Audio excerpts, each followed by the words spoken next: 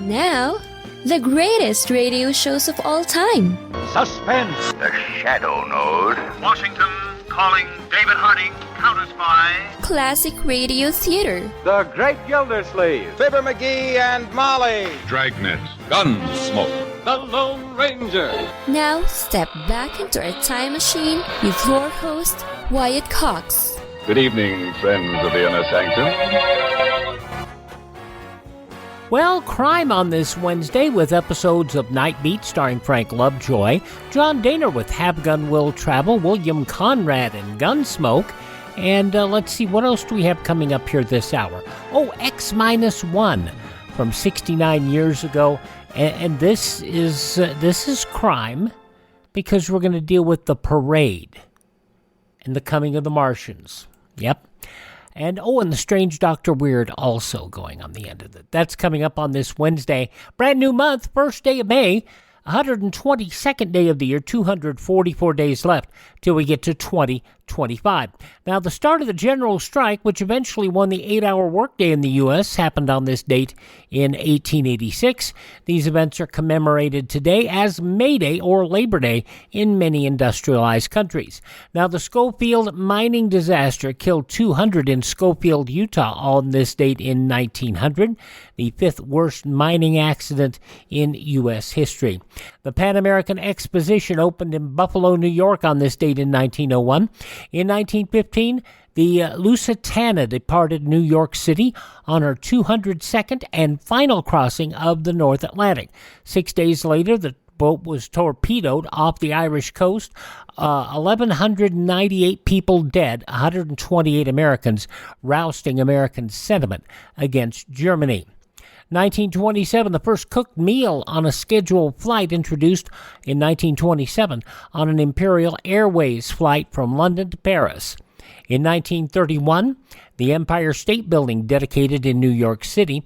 The 1940 Summer Olympics canceled on this date in 1940 due to, the war, a little thing like that. Orson Welles' Citizen Kane premiered in New York City on this date in 1941. 6 years ago, I looked at a picture of the world's greatest newspaper men. I felt like a kid in front of a candy store. Well, tonight, 6 years later, I got my candy. All of it. Welcome, gentlemen, to the Inquirer. Make up an extra copy of that picture and send it to the Chronicle, will you?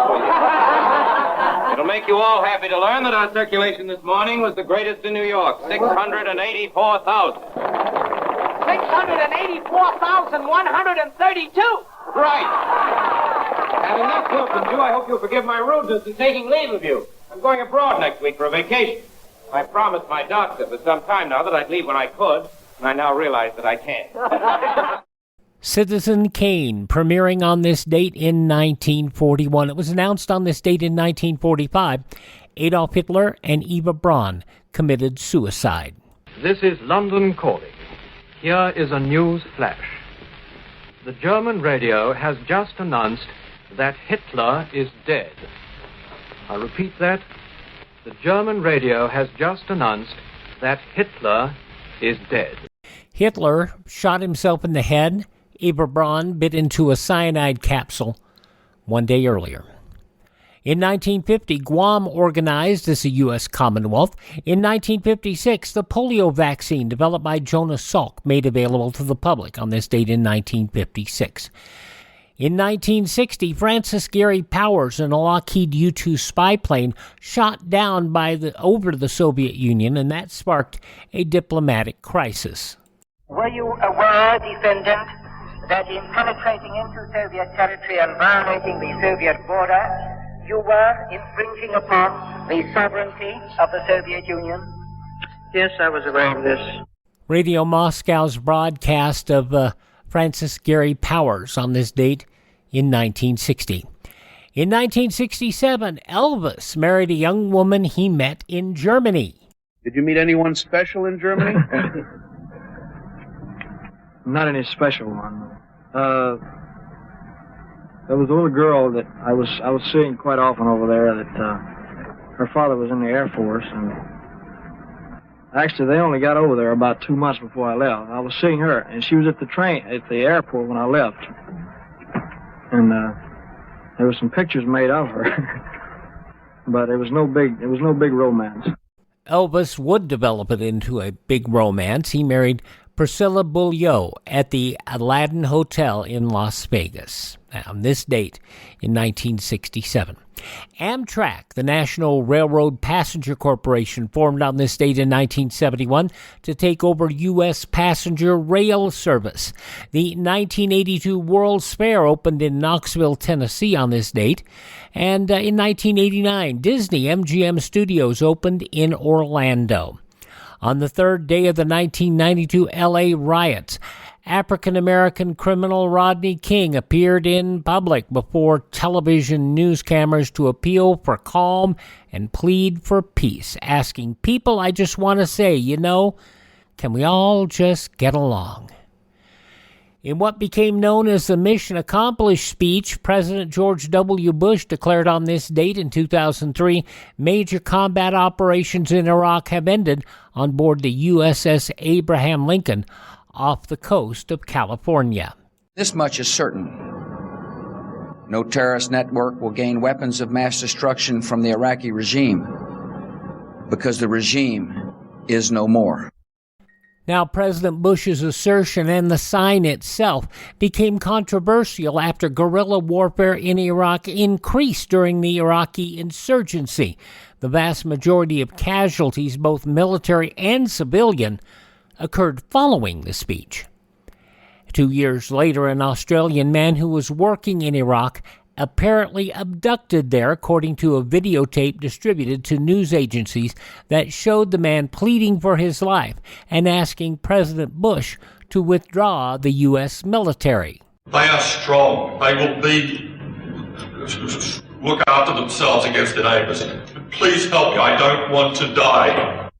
Douglas Wood, who was married to an American woman and lived in California, held hostage for 6 weeks until he was rescued by Iraqi army troops. In 2006, the Puerto Rican government ran out of money, forcing the closure of schools and all other governmental agencies. In 2011, al-Qaeda leader Osama bin Laden shot and killed by U.S. Navy SEALs. And in 2011, Pope John Paul II beatified by his successor, Pope Benedict XVI. Passing away on this date in history, the very funny, very clever Spike Jonze, also activist Eldridge Cleaver, actor Steve Reeves, Miss Elizabeth, the wrestler, manager, and wife at one point in time of the Macho Man Randy Savage.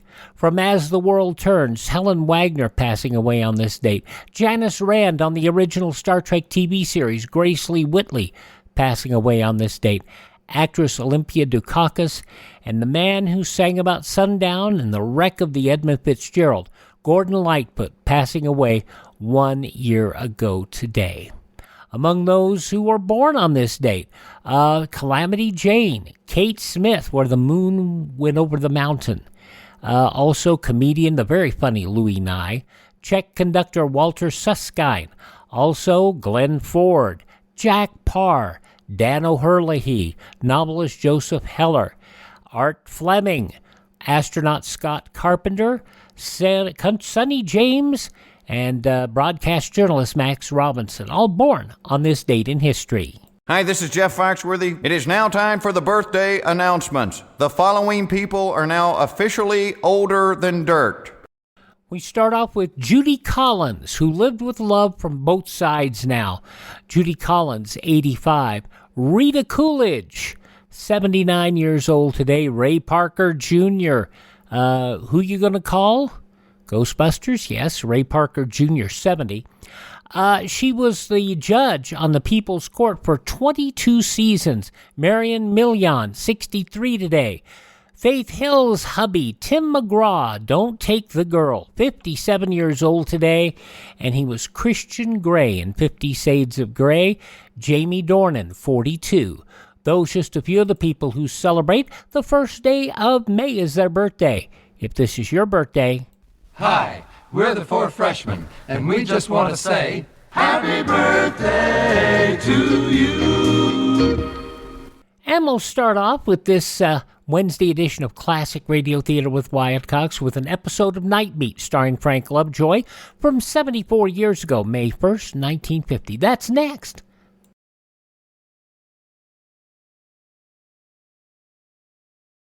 President Biden recently released a massive $6 trillion budget, the largest budget in U.S. history.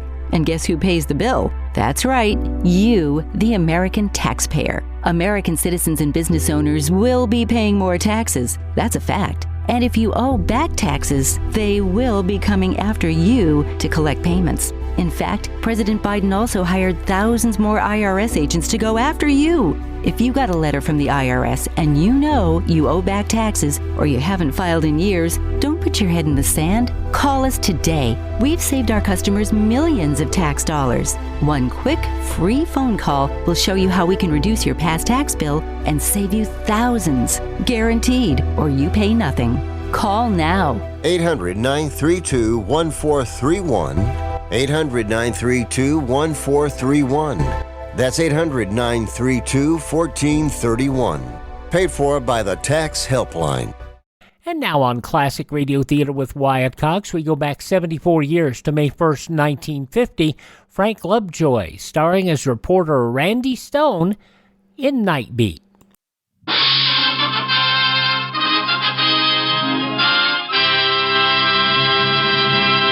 Wheaties Big Parade.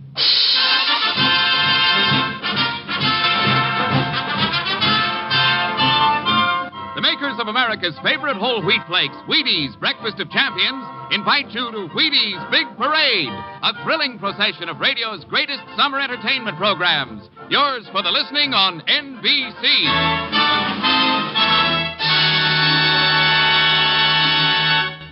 On stage tonight from Hollywood, the first of 65 exciting half-hour presentations. Nightbeat.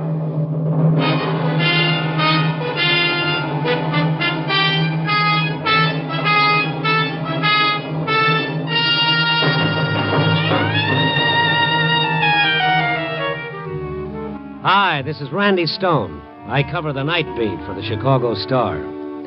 My stories start in many different ways.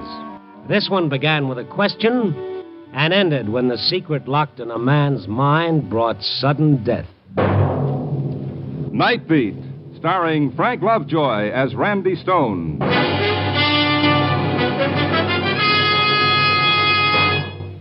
America's favorite whole wheat flakes. That's an honest description of Wheaties in 5 well-chosen words. But it really doesn't begin to tell you how Wheaties got to be that way. And if I expect you to pull up a bowl and spoon to a box of Wheaties tomorrow morning, there are at least 2 reasons I think I ought to mention. First of all, Wheaties taste good. They taste mighty good, either plain with a little milk or cream, or with your favorite fruit sprinkled on top. They're crisp, delicate, flavorful flakes, good right down to the bottom of the bowl. And secondly, good tasting as Wheaties are, they always remember to be good for you, too. I could tell you all the vitamins and minerals Wheaties contain, but why don't I just say Wheaties are 100% whole wheat flakes? That says more than a lot of fancy words. It's really amazing that anything that tastes as good as Wheaties can be so good for you. But it's true. Try Wheaties, America's favorite whole wheat flakes, next time you're up before breakfast.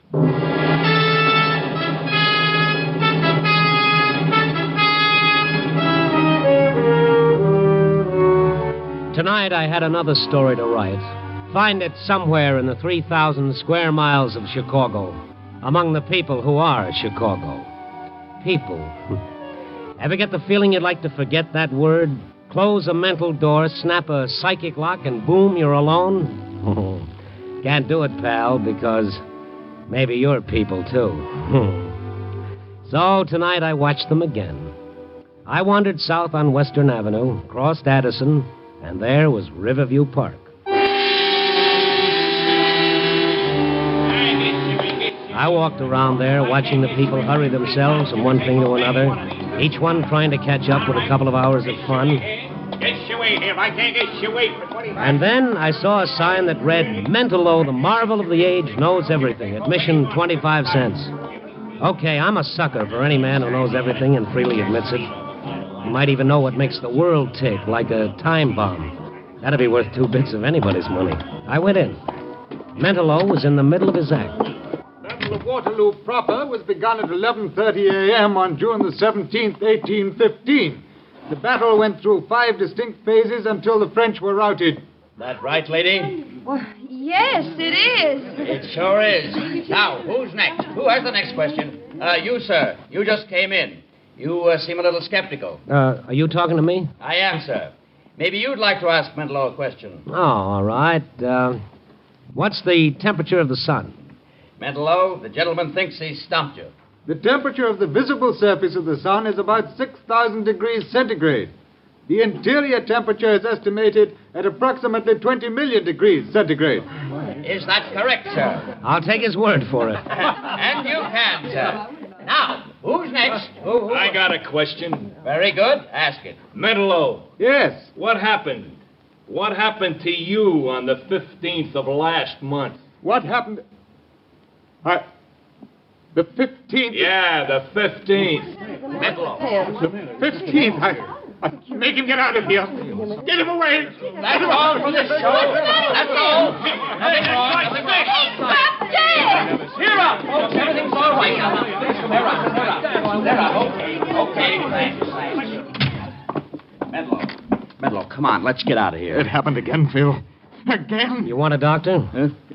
Now, look, mister, I said everybody clear out. Yes, I know, but this man collapsed. He looks pretty beat. I said get out. But... Okay. And make it fast. Okay. Real fast.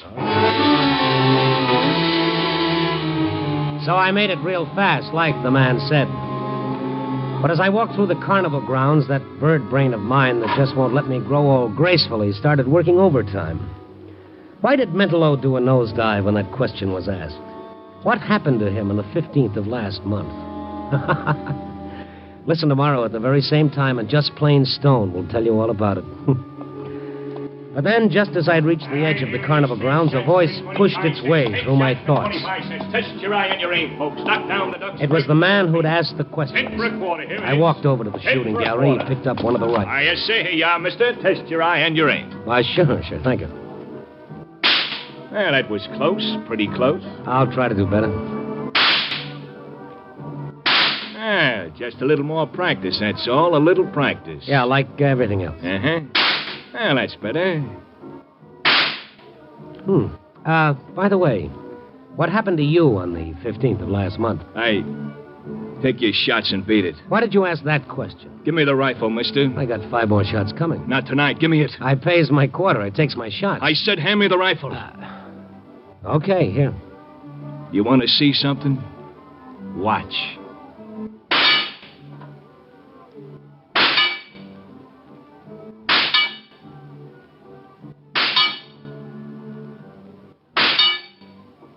Well, with bullets or words, the man's good. You ain't a connie man. No? No.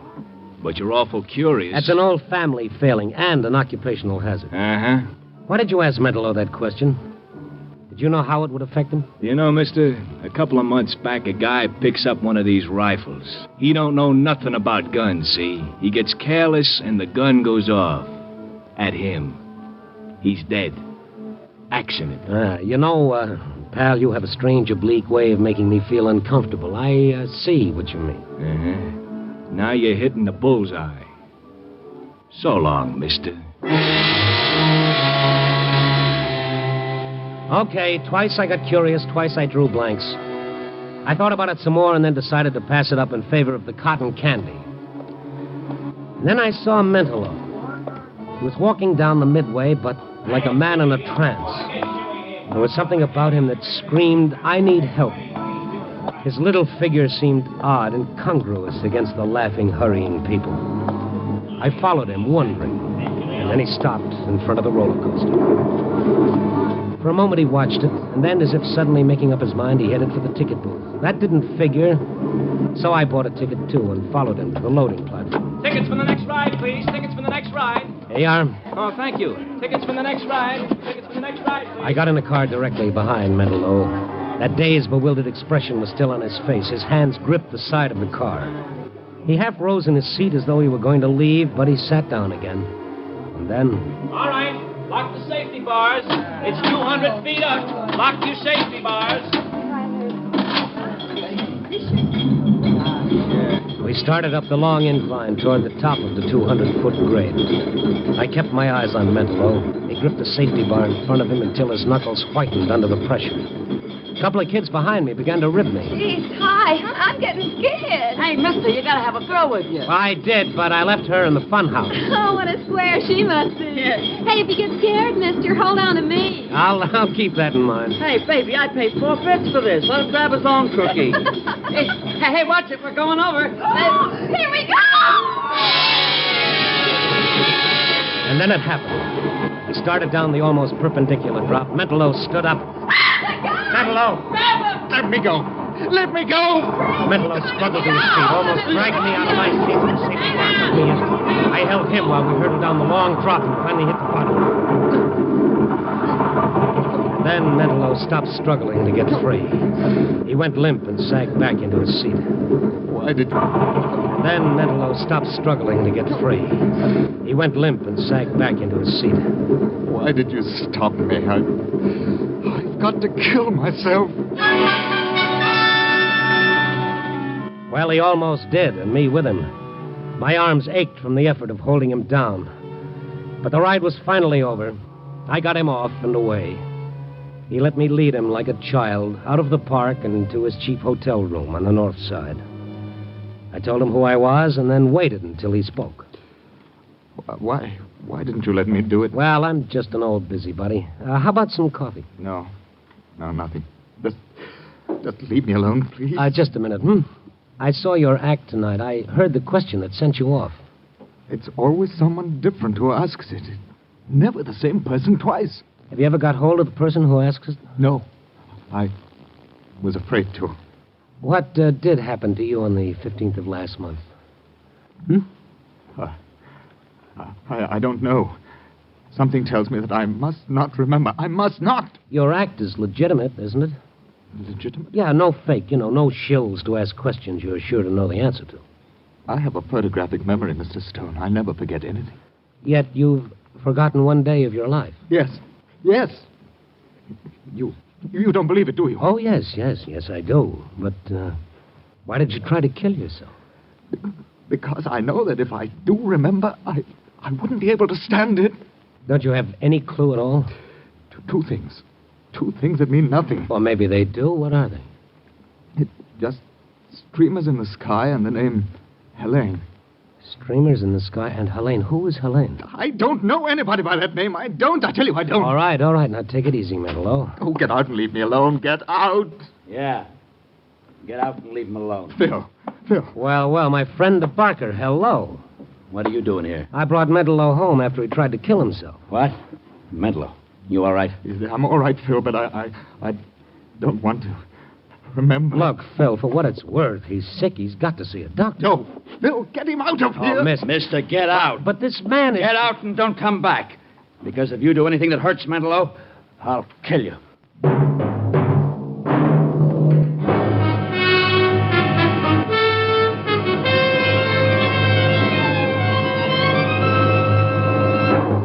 General Mills is bringing you Nightbeat, starring Frank Lovejoy as Randy Stone. If someone asked you to describe a bowl of Wheaties topped with fruit and swimming in thick, rich cream, you couldn't do better than to say breakfast of champions, because that's a fact. A lot of champions in the sports world really go for Wheaties. They like the way Wheaties taste, and they admire the solid nourishment Wheaties has to offer. Finding a breakfast cereal that's good and good for you is just as much of a bargain to a baseball champion as it is to anyone else. For example, the world's champion New York Yankees have a sparkling third baseman named Bobby Brown. He eats Wheaties. He's been eating Wheaties for 10 years. He must know what he's talking about when he says this. You can put me down for milk, fruit, and Wheaties almost any day of the year. Those whole wheat flakes taste swell and hand you lots of good nourishment, too. I'd recommend Wheaties to anyone, anytime. Well, I don't suppose you'll be fielding any hot grounders along the third baseline anytime soon, but before you know it, you'll be eating breakfast again. And we feel you're entitled to champion nourishment just as much as any player in the New York Yankee lineup. Have yourself a bowl of Wheaties, won't you? Wheaties, breakfast of champions.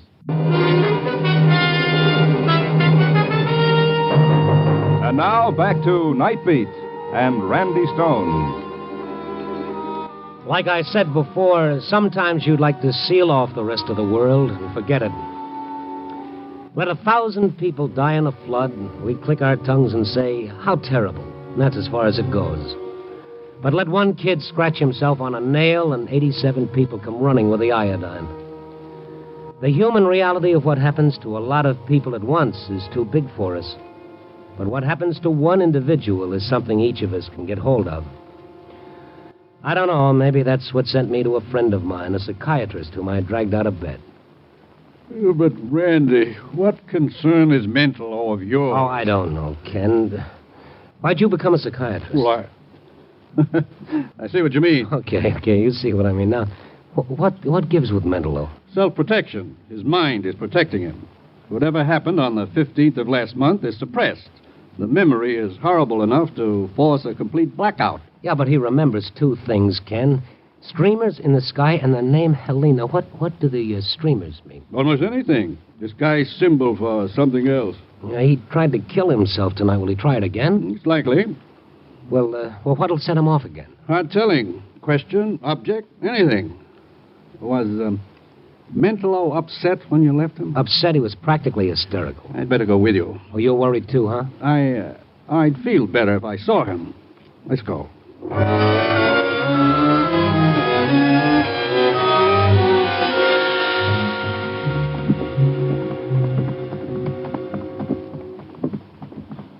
Here's the room. It's right here, 612. Randy, try the door. Open. You know where the light is? I think I saw a switch by the door. Randy. Mentallo. Don't try to unfasten that buckle. Cut the belt. Lift him. Hurry. All right. Cut that belt. Hurry up, Randy. Is he alive? I think so. All right. Easy, Ken. There. Pulse is still strong. He couldn't have been hanging more than a few seconds before we came in. Poor little devil, Ken. Look, Randy. What? There's something clutched in his hand. But, well, yes, that's a key. That's an old-fashioned house key. Now, why? I don't know. Well, what's your guess? It's hard telling, Randy, but I do know this. He's no longer responsible for his actions. Well, then the next time he tries anything like this, maybe nobody will be around to stop it. Ken, is there anything that we can do? Is there anything you can do? It's up to him, Randy, but let's get him to my office. We'll see what we can do there.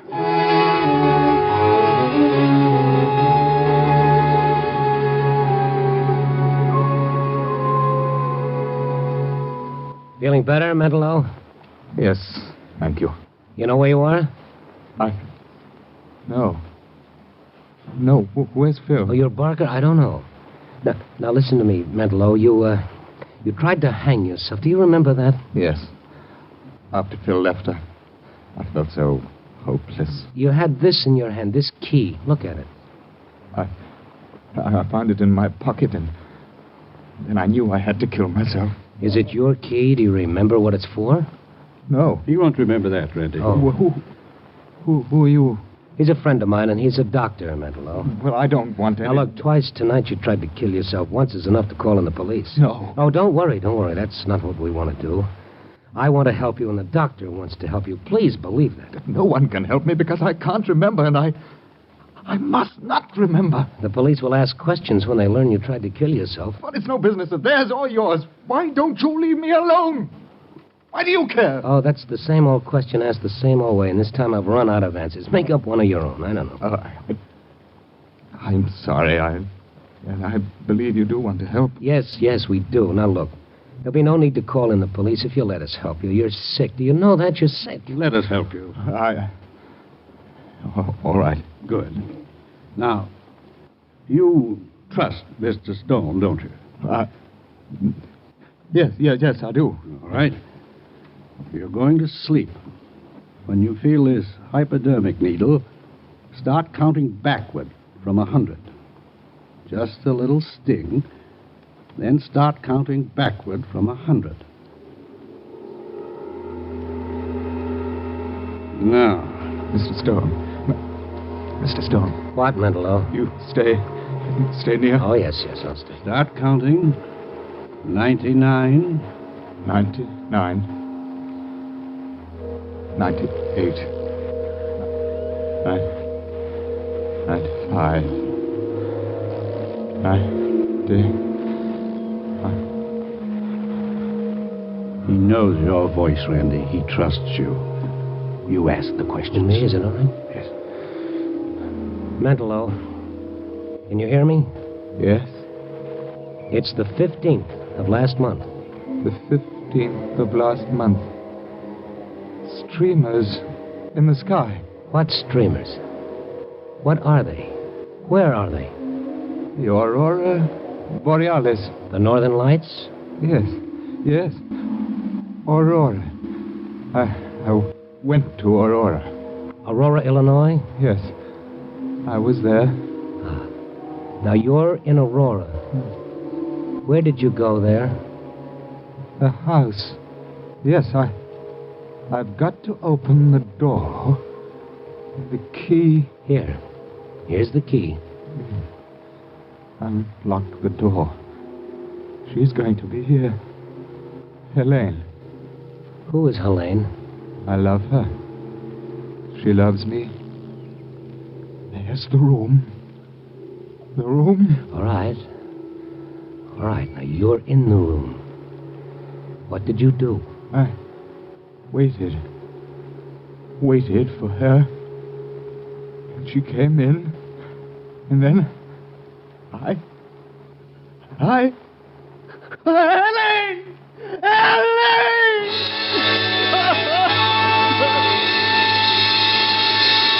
Mentallo. Oh, Helene! Ken, is he all right? Yes. We still don't know what happened. There's one way to find out, Randy. What, find the house in Aurora and take him there? That's it. What we've done here is bring him to recall that far. You see? Now it's a question of bringing back the whole thing, bit by bit. Ken didn't go along. Mentallo didn't want him to. It wasn't a long drive in miles. I watched Mentallo when I could. His face was contorted in an agony of effort as we drove through Aurora slowly, looking for one street, one house. Then... That house. But it's all boarded up. Are you sure, Mentallo? It's that house. All right.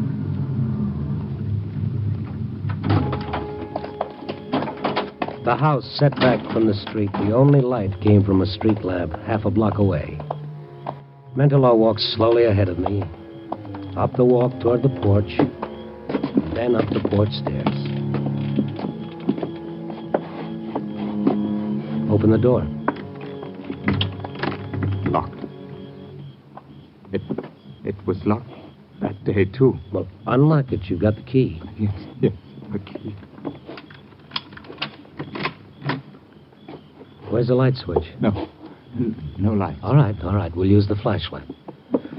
Now, go ahead, Mentallo. Go ahead. But there's no furniture here, Mentallo. This house is vacant. Well, this is her house. I know. There were 3 of us here. 3. And this is the room. Go on. Mentallo, think. Well, you've got to think. It's the only way you'll remember what happened. It's the only way you'll find out what's torturing you. She's here. She came to me in this room. Helene came to you here? Because she loved me. Where is she now? Her clothes. In this closet. Mentallo walked to the closet, opened it. A row of dresses hung there. A faint odor of perfume drifted through the room. For a moment, Mentallo stood there, and he started toward a door. Mentallo, where are you going? I know. The basement. Wait for me. Down there.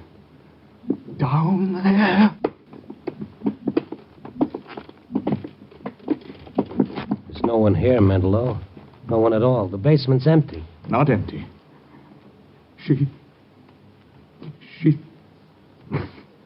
Under the earth where I put her. Under the earth. Get it out. Come on, get a hold of yourself. What are you talking about? I killed her. She came to me because we loved each other. I was holding her in my arms when I killed her. Now she's down here, under our feet. I killed her. Who was she? I killed her. You're satisfied now? You're satisfied? Phil. What are you doing here? You had to stick your nose in. You had to make him tell, didn't you? Mentallo, are you sure? Are you sure? Yeah, he's sure. And so am I, because I helped him put her here. He'd never known if you didn't make him remember. Who was Helene? You're never going to know. Helene. You had to go and make him remember. It was all over. Nobody would have known because we traveled with the yak. Yes, but somebody did know. Because somebody asked him tonight what happened on the 15th. Somebody always asked that question. Why? And who was Helene? Helene? Helene was his wife. What? He was jealous because she never loved him. She loved me. Then how could you have killed her, Mentallo? Listen to me. You only think you killed her. Because if she hadn't come here, she wouldn't have been killed. You blamed yourself. That's what it was. And then you forgot. The shock made you forget. Don't listen to him, Mentallo. Don't listen. No, I remember now. I remember. You killed her. Made me believe. But you're not going to tell anybody else about it. Both of you are going to stay here. I'm not afraid anymore, Phil. Because I know now I didn't kill her. You did, Phil. Mentallo went toward Phil. Phil had a gun pointed at him. I jumped back, turned off the flashlight. For a moment, there wasn't a sound. And then... Mentallo. Where are you? Mentallo. Wait, Mentallo. Don't move. You hear me? Don't move. Mentallo. Stone. Mentallo. Helene is here, Phil. Down here. Shut up! Mentallo. I'm all right. Good. Phil. What's it going to be now? Get me out of here! Away from her! Philip! Get me out of here!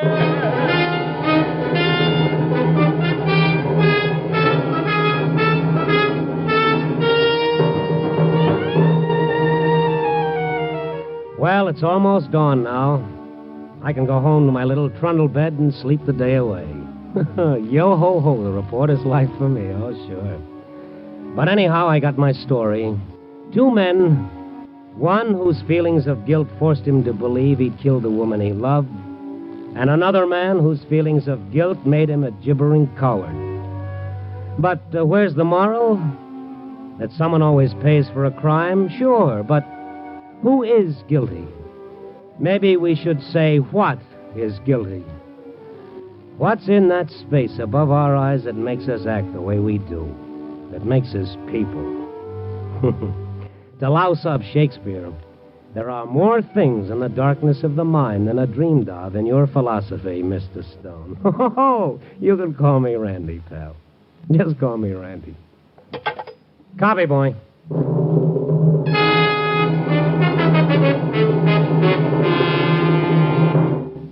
Nightbeat, first on the Wheaties Big Parade, stars Frank Lovejoy as Randy Stone.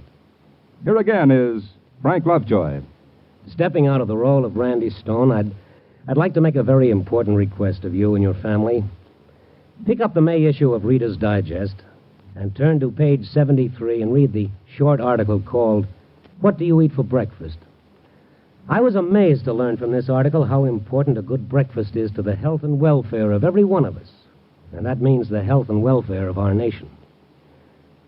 To all the men who sell Wheaties, you, the sales force of more than 700 enterprising men of General Mills, and you, the hundreds of thousands of grocers who must meet the exacting needs of the American homemaker, to all of you, I want to say that I'm mighty proud to be back on your team again. We have a big job to do. Together, we can help more families to help themselves by eating a good, substantial breakfast. One built around Wheaties, the breakfast of champions. As we do this, we can take pride in the fact that we're making a real contribution to the health and welfare of our nation. Good night, and thank you.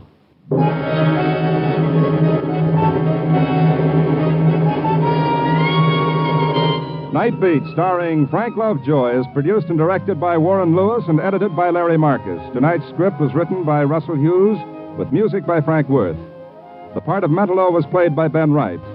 Listen next week at this same time and every week as Randy Stone searches through the city for the strange stories waiting for him in the darkness.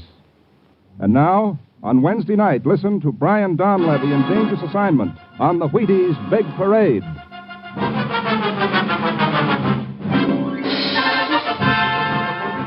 Nightbeat came to you from Hollywood. Stay tuned for a special all-star broadcast on NBC.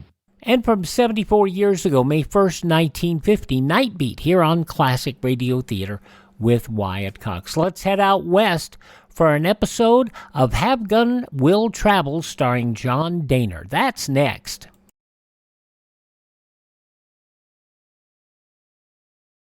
In times of economic uncertainty and chaos, your money means nothing. You may not even be able to get it from your bank or ATM. And the money you do have in the stock market will go down and down. What you can bank on is gold and silver. Gold and silver have been a reliable and trusted form of currency for thousands of years. Gold and silver have never been worth zero, and typically gold holds its value during economic turmoil. Call the Gold Hotline now and learn how to protect your money and your assets with gold and silver. And learn how to set up a new IRA or roll over your current one into a gold-backed IRA. Protect your money from the next market crash with gold and silver. Call now for your free gold guide. 800-515-6302. 800-515-6302. 800-515-6302. That's 800-515-6302.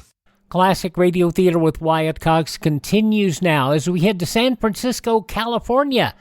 On an episode of Have Gun Will Travel starring John Dehner. 64 years ago today, May 1st, 1960. Dressed to Kill.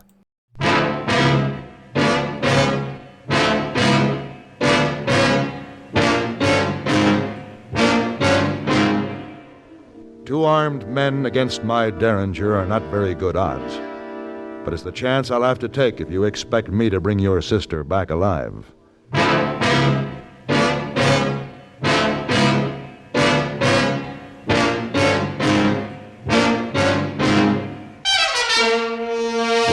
Have Gun Will Travel. Starring Mr. John Dehner as Paladin. San Francisco, 1875. The Carlton Hotel, headquarters of the man called Paladin.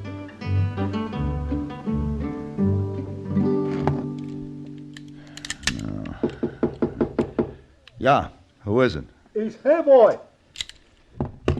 All right. You locked door, Mr. Paladin? It didn't lock itself, hey boy. Oh, you not usually do this, Mr. Paladin.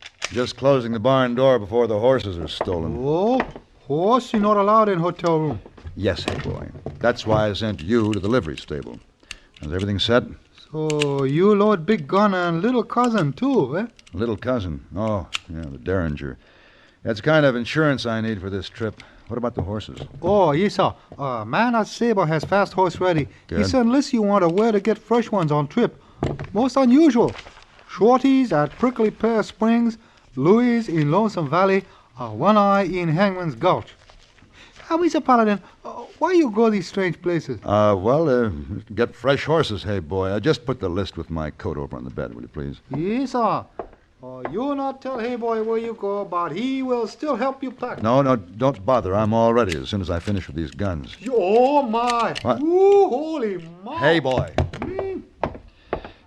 Hey, boy, I told you I was all packed. Now, you didn't need to open the saddlebags. Oh, Mr. Paladin, so much money. Ooh. All right, now you know. That's why the door was locked. That's payroll money for a railroad construction crew. They had one shipment stolen. They've hired me to bring this one in. I'm traveling alone to avoid attracting attention. So for your own protection, hey boy, and for mine, don't mention this to anyone. You understand? Hey boy. I guess the sight of so much money has left you speechless. For once.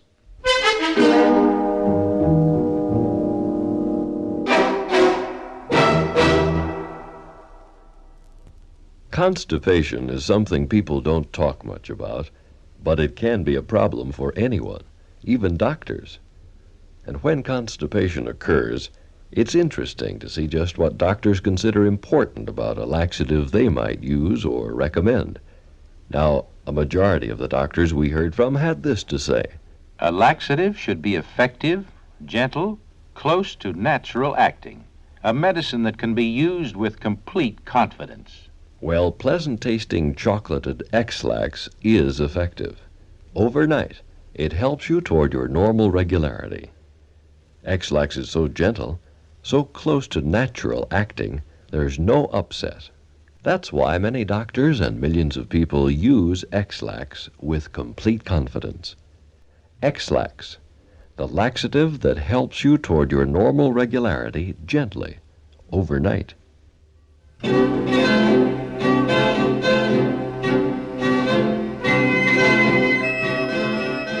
I rode hard for 5 long days and had as many layers of trail dust on my clothes to prove it.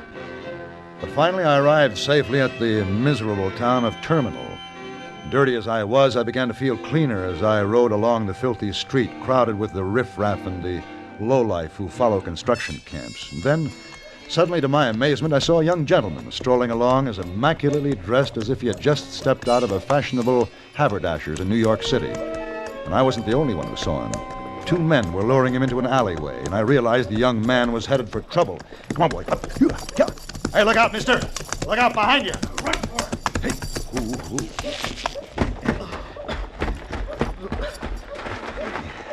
You all right? Yes, I guess so. Whew. Belted me a good one, didn't he? There were 2 of them. They told me that a man had been injured in here. I'm afraid you fell for an old trick. Here, let me help you up. Oh, thank you, sir. All right. Well, I owe you my life, I would say. They very well could have done me in. I must repay you, sir. My name is Henry Matthews, Jr. Mine's Paladin, but no, don't worry about repaying. Oh, I insist, Mr. Paladin. You will have supper with us. Meet my father and sister. Your sister, Mr. Matthews, in a town like this? But of course, why not? Well, your clothes make you somewhat out of place in Terminal, much less your sister. Oh, I see what you mean. I suppose it was my clothes that attracted those ruffians. I was looking this curious place over. We've only just arrived. But come along, you must meet my family. I didn't know there'd be a hotel in this town. Oh, you have quite a surprise in store, sir. Yes, I'm sure I have.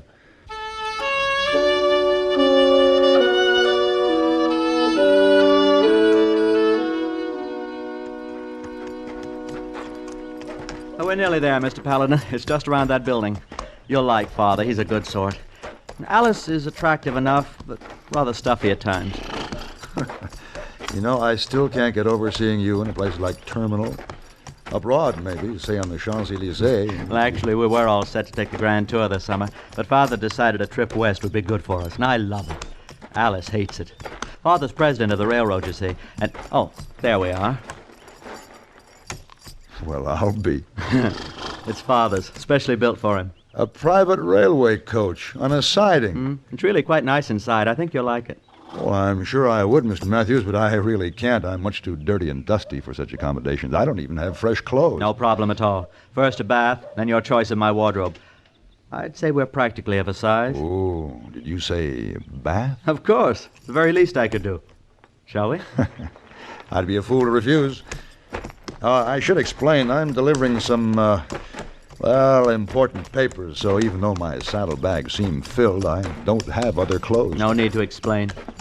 Tie up here at the end of the vestibule. Our man will stable your horse. Thank you.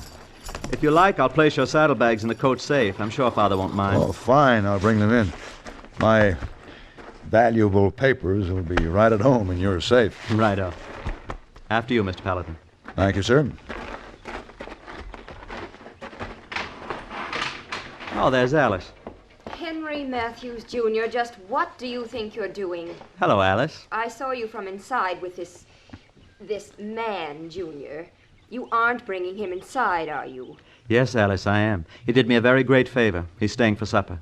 My sister, Alice, Mr. Paladin. How do you do, Miss Matthews? Junior, do you have to subject us to the company of just any saddle tramp you drag in from the street? Alice! Really, I thought you had better taste.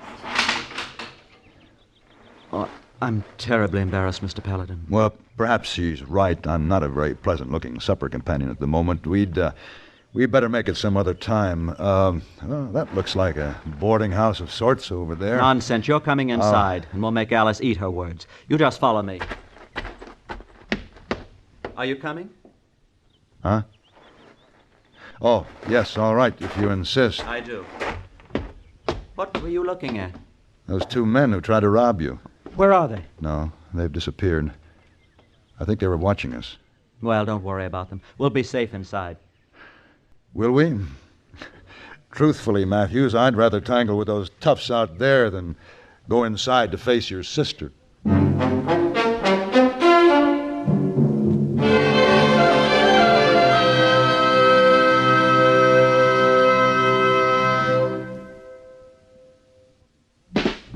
Smoking more now, but enjoying it less. Have a real cigarette. Have a Camel. So good. Have a Camel cigarette. So rich. Have a real cigarette. Have a Camel. So mild. Have a Camel cigarette. And here's the reason why. Best tobacco makes the best smoke. Have a Camel cigarette. You can say that again. Best tobacco makes the best smoke. Have a Camel cigarette.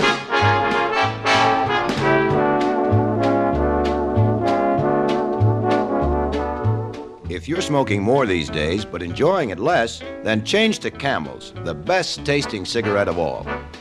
Have a Camel! Start to really enjoy smoking again.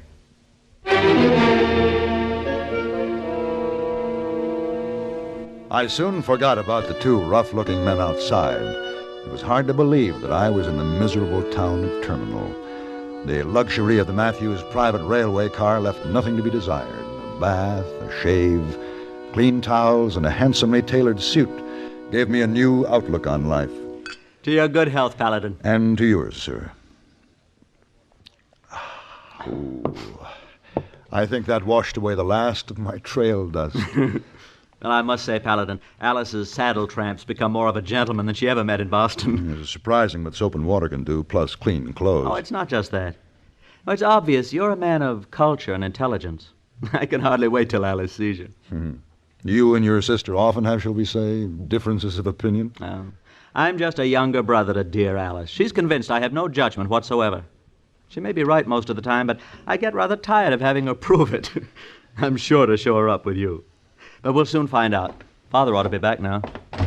He had some business with the foreman of the construction crew. Yes, I'm looking forward to meeting him. I imagine he's in the drawing room. Junior! He is. Right here, Father. What's this Alice has been telling me about you inviting some drifter to supper? That's exactly what he did, Father. Complete stranger. Oh. Good evening, Miss Matthews. Alice, dear, it's not polite to stare. May I say, Miss Matthews, that's a lovely gown you're wearing. Junior, what the devil is going on? Father, may I present Mr. Paladin, my drifter as well as my benefactor. He saved me from being beaten and robbed this afternoon. How do you do, sir? Well, welcome aboard, Mr. Paladin. Anyone who can keep Junior out of trouble is a good man. Really, Alice, he doesn't seem so objectionable. Not in Junior's suit, Father. Oh, it's not my suit any longer. Fits him better than it did me anyway. Didn't Mr. Paladin have any clothes of his own? He was traveling light. Delivering valuable papers, didn't you say, Paladin? I believe they're now delivered. I brought your payroll from San Francisco, Mr. Matthews. It's in the coach safe. What? You didn't tell me, Paladin. You brought it alone? Well, one rider attracts less attention than an armed guard. Amazing. I like your style, Mr. Paladin. We needed that cash desperately. Well, this calls for a celebration. A double one. I've already asked Cook to prepare something special. Oh, and champagne, Father. Good for you, Junior. Let's go into supper. I think for once you've done the right thing. Thank you, Father. I thought you'd approve. My arm, Miss Matthews. Thank you. It's not often a simple man of the saddle has a chance to dine with so gentle a lady. Oh, shut up. My pleasure, ma'am.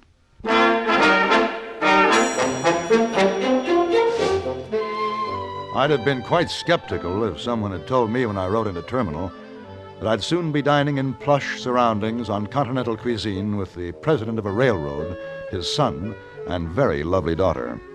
Miss Alice Matthews took every opportunity to discount me as being any kind of gentleman, but to her brother's delight, I was able to counter her every move. After supper, she excused herself for a breath of fresh air on the vestibule.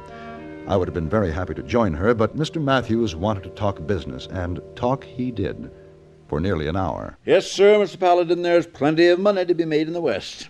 Our railroad will serve the new mines just opened. Limitless possibilities. Really, Father, our guest has been riding night and day on our behalf. We ought to turn in so he can have the rest he's certainly earned. We've been terribly rude, Mr. Paladin. Will you forgive us? No, there's nothing to forgive. I've enjoyed the company, and the supper was superb. My compliments to your chef, and my deep appreciation to Miss Matthews. As dear Alice rather retreated in confusion, didn't she? Say, I didn't see her come back into the coach. No doubt retired some time ago. Business talk rather bores Alice. And Paladin here showed her up beautifully on any other subject. Well, I didn't mean to, exactly. Well, she deserved it. I'm forever grateful to you. Show Mr. Paladin to his quarters, Junior. Good heavens. Stay clear of the window. What was that? Looked like a stone. Someone threw it into the coach. Wait a minute. Yeah, here it is. It's under the table. There. There's a note tied to it. A note? What could that mean? We'll soon see. Yeah, there's a ring in it. Wasn't Miss Alice wearing this? Why, yes. This is her ring. I don't understand. I'm afraid I do. This note. Miss Matthews is being held for $10,000 ransom. She's been kidnapped.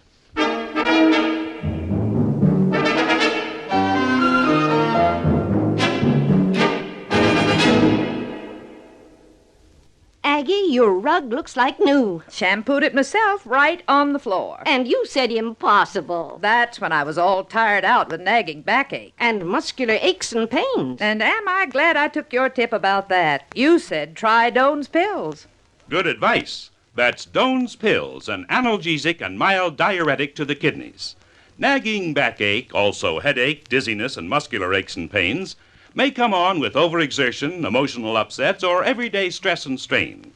Doan's pain-relieving action is often the answer, and they also offer mild diuretic action through the kidneys. So if nagging backache is making you feel worn out, tired, and miserable, with restless, sleepless nights, don't wait. Try Doan's pills, used successfully by millions for over 60 years. See if they don't bring you the same welcome relief. Get Doan's pills today. To save money, buy Doan's big economy size.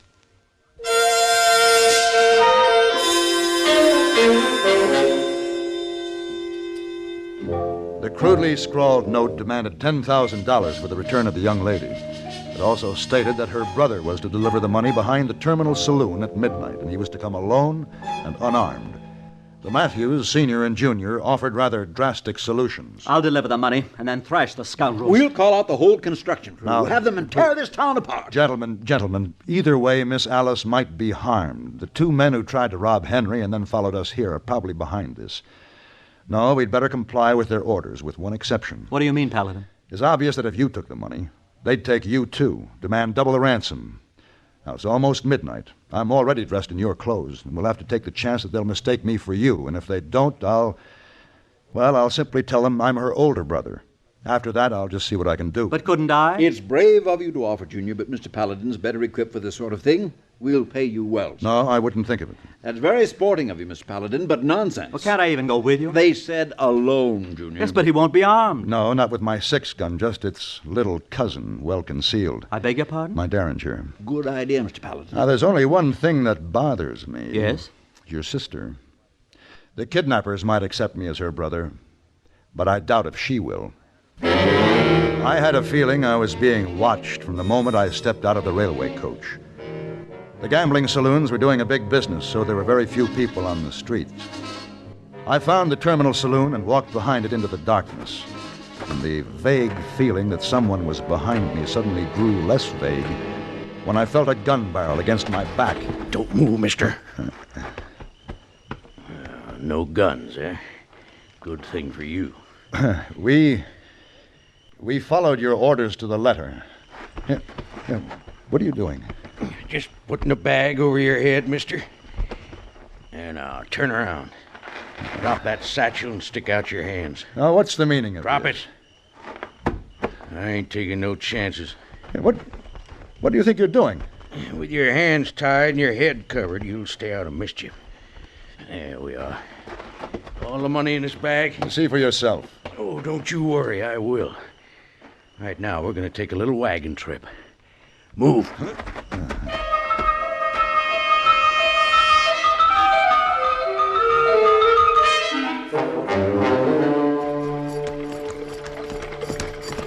Oh, there. Oh. There, end of the line, mister. Climb down. How can I? I can't see with this confounded sack on my head. My hands are tied. Oh, well, then I'll just help you. How's that? Yeah, you dudes sure ain't good at getting in and out of wagon. Come on. Get up and let's go.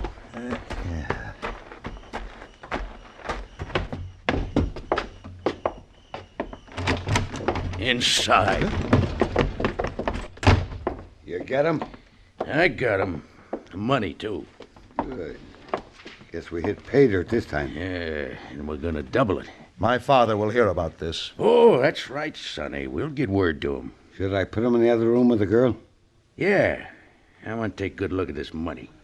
Come on, rich boy. Here's your little brother, lady. Wrapped up nice and neat. I don't believe you. Here. See for yourself. I'll take the sack off and show you. What'd they tell you? Alice, dear sister, are you all right? Come here and help me count this money. And we got to decide how much to ask for him. All right. Now, leave the door open so we can watch him. Don't know what for. They ain't doing nothing. I never can tell. Put your arms around me, Miss Matthews. You're supposed to be my sister. My arms around you. You might just save our lives. Our lives? Oh, yes. Like this? Yes. Hug me now. And listen carefully. Don't move suddenly, but put your hand under my coat. Why? Look at him in there. Scared to death. There's a derringer strapped under my arm. Get it for me. I can't reach it without moving. You've got to. My wrists are tied. Now pretend you're reaching up to kiss me. I couldn't. Kiss me. All right. There, I've got it. Now put it in my hand. I can hold it. What's going on in there? Oh, they're coming. When I turn to face them, drop to the floor. They seem kind of lovey-dovey now for brother and sister. Yeah. What are you two? Don't move, gentlemen. He's got a gun. Get him. Hit the floor, Alice. Drop that.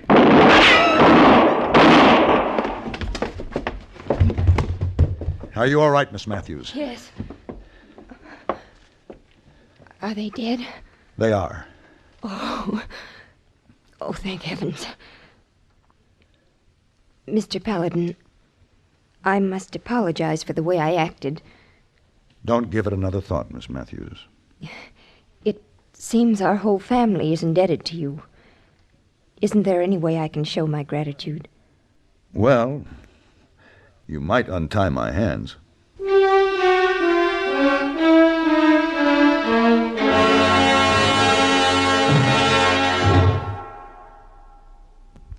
Next time you refresh, enjoy a frosty, ice-cold Pepsi-Cola. Sociability, Charlie. All right, Kay, how's this? Pepsi is light, refreshes without filling. You like to refresh? Have a Pepsi right now. Well, offer it to everybody, Charlie. I will. Enjoy Pepsi at the fountain. It's delicious at home, too. Have one at lunch or with a snack.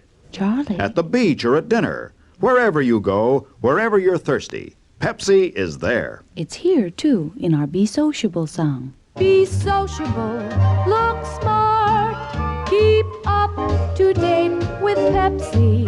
Drink light, refreshing Pepsi. Stay young and fair and debonair. For the weekend, have plenty of Pepsi around. Pick up an extra carton today. CK, I'm sociable. With Pepsi, everyone is.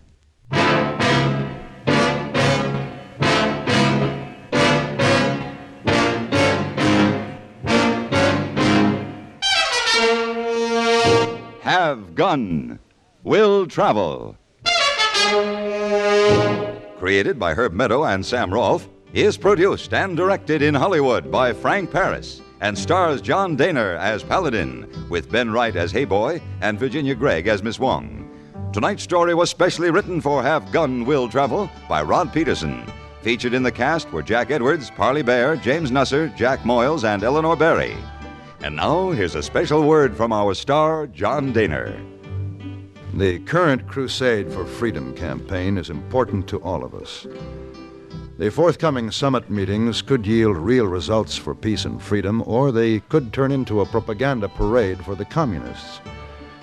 Now, one pressure on the communists to come to terms is truth, the whole truth Radio Free Europe sends through the Iron Curtain. Your truth dollars or half dollars or whatever you can give will help do the job. Send your truth dollars to Crusade for Freedom, care of your postmaster. This is Hugh Douglas inviting you to join us again next week when CBS Radio presents Have Gun, Will Travel.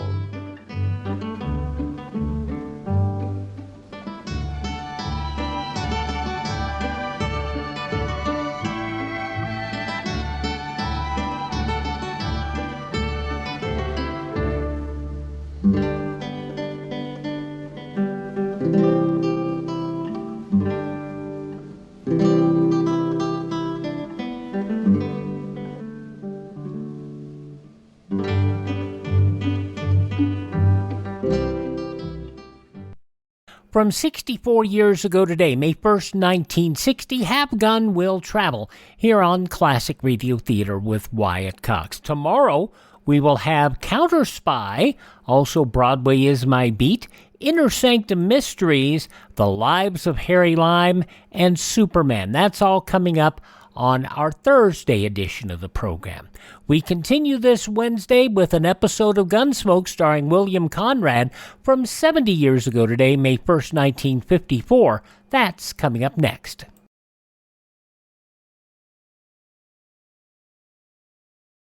Are you suffering with anxiety, depression, PTSD, an eating disorder, or even a substance abuse problem? If it's causing problems at work or with your family, get help now. At Insight Mental Health and Wellness, we help and treat all types of depression and mental issues. We will help you use your insurance to get away from it all, to a beautiful, sunny, and tranquil vacation-like environment, so you can recharge yourself. And with the Family Medical Leave Act, you could take the time off you need from work. Plus, with the Affordable Care Act, your treatment could be 100% covered. If you're suffering from any kind of anxiety, depression, PTSD, eating disorder, or even a substance abuse problem, use your insurance and get away from it all. Come to sunny California. Call Insight Mental Health and Wellness now. 800-281-8944. 800-281-8944. 800-281-8944. That's 800-281-8944. We stay out west here on this Wednesday edition of Classic Radio Theater with Wyatt Cox and an episode of Gunsmoke starring William Conrad. This goes back 70 years ago today to May 1st, 1954, and it's the story of Cara.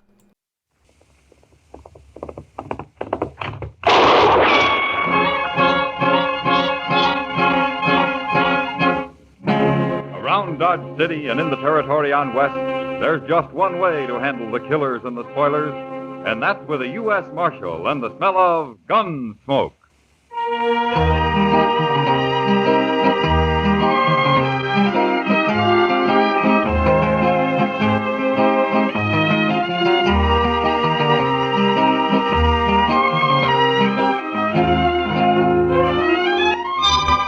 Gunsmoke, starring William Conrad. The story of the violence that moved west with young America. The story of a man who moved with it. Matt Dillon, United States Marshal.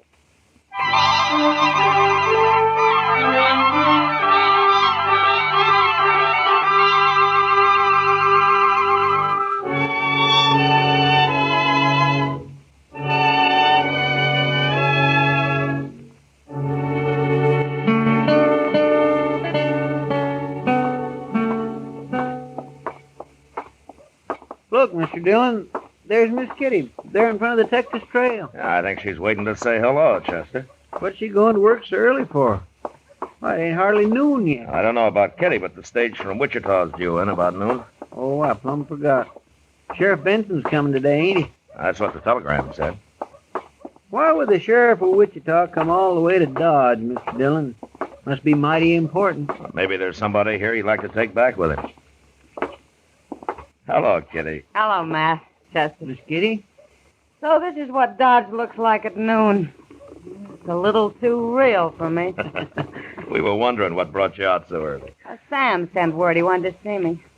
Come on in and say hello. Okay, we got a few minutes. Oh. Hello, Sam. Sam? Marshal? Oh, Kitty? Sam. Hello, Chester. You having a drink, gentlemen? No, thanks, Sam. Sam, it isn't noon yet. What am I doing here? Yeah, thanks for coming, Kitty. It's a new girl I just hired. I thought it'd be sort of nice if you'd take her over and sort of show her the ropes. Glad to, Sam. She come in from St. Louis on the Santa Fe this morning. Needed a job real bad. Well, I hope she's not one of those innocent lambs who's been a lady all her life. I'll go get her. Sam takes pity on every lost soul that hits this town. No woman could stay lost around Dodge for long. That's true, Chester. That's why most of these women ought to stay home. Say, she's pretty. Cara. What? That's her name, Cara. You know her. Yeah, I know her. Well, here she is, everybody. Cara, this is Kitty, and Marshal Dillon, and Chester Proudfoot. Hello, Cara. Aren't you going to say hello, Matt? Been a long time, Cara. Matt and I knew each other out in Arizona, for a while anyway, till Matt sort of changed his mind. What are you doing in Dodge, Cara? I thought you'd be surprised. I heard you were Marshal here. Somebody told me on the train. Uh-huh. You been living in St. Louis? I've been living everywhere, Matt. I left Arizona about a year after you did. I even tried San Francisco. I made out pretty good there, too. Huh. You planning on staying in Dodge? Why not? I heard there's a lot of easy money here. Sure. Any objections to my staying, Matt? Well, of course not. Kitty, it's real sweet of you to show me around. Let's sit over there and have a talk first, shall we? Sure. Maybe you can teach me a few things. See you later, gentlemen. Well, I'll say one thing, Mr. Dillon. She's a right pretty girl, anyway. Yeah. But she's changed since I knew her. She's changed a lot. Come on, Chester. The stage is about you.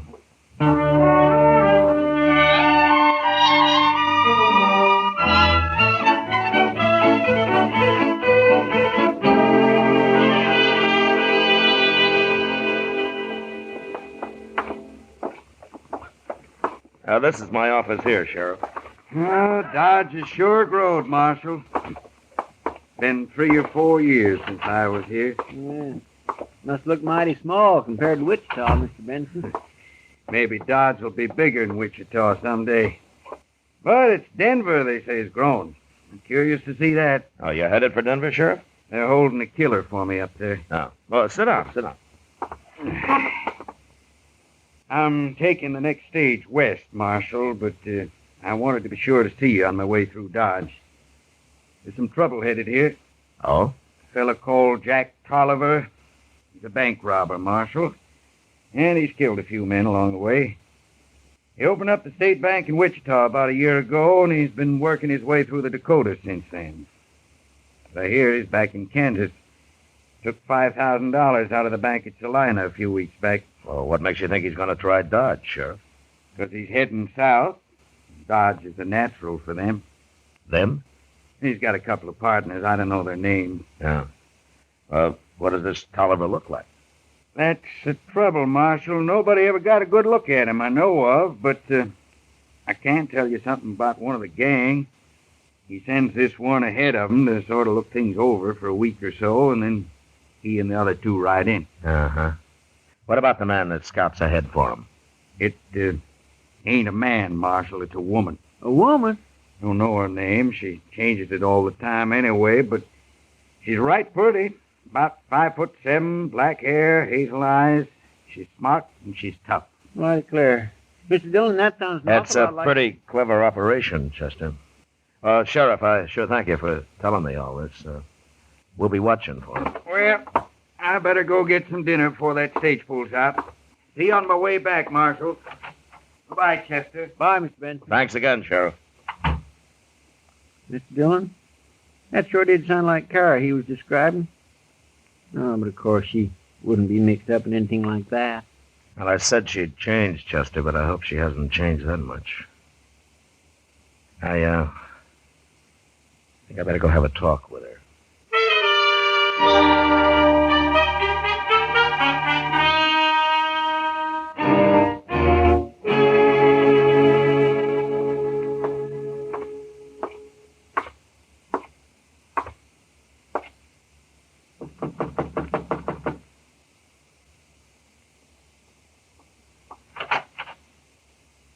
Why, Matt, how'd you know where I was? Kitty told me. I'd like to talk to you, Cara. Sure. Come in. Thank you. Is it embarrassing for you, Matt? My being in Dodge? Why should it be, Cara? Well, we were pretty good friends once. Well, we can still be friends. You mean that, Matt? You really mean it? You know what I mean, Cara. Why'd you come here? What do you want? Oh, just to talk a little. About what? About you. Where you been. You ever get married? Things like that. No, I never got married. And I told you I've been everywhere. What else? What have you been doing lately? Why'd you leave St. Louis? I haven't been in St. Louis. You said you just came from there. You didn't let me finish. I haven't been in St. Louis very long, and I had no reason to stay there. Matt, what's this all about? If you don't want me in Dodge, say so. I'll leave. Oh, you're welcome in Dodge, Cara. I don't know whether to believe you or not. Oh, maybe I'm being too curious. I'll shut up. Oh, it isn't that. I guess it's just that there's a lot of things I don't want to talk about. You understand that? Sure. But I won't be bothering you anyway. I have to go out of town for a few days tomorrow. Oh? Where you going? Salina, they're holding a prisoner for me there. Salina? Yeah. Mm-hmm. And you going tomorrow? Yeah. I'll be back in a couple of days. Matt, couldn't you put it off for a while? Say, another week? Why, Cara? I don't know. I'd like you around. I feel like such a stranger here. I'll be more at home in another week. Please, Matt? Sure, Cara. Doesn't make much difference. You let me know if there's anything I can do for you. Huh? Thanks, Matt. I will.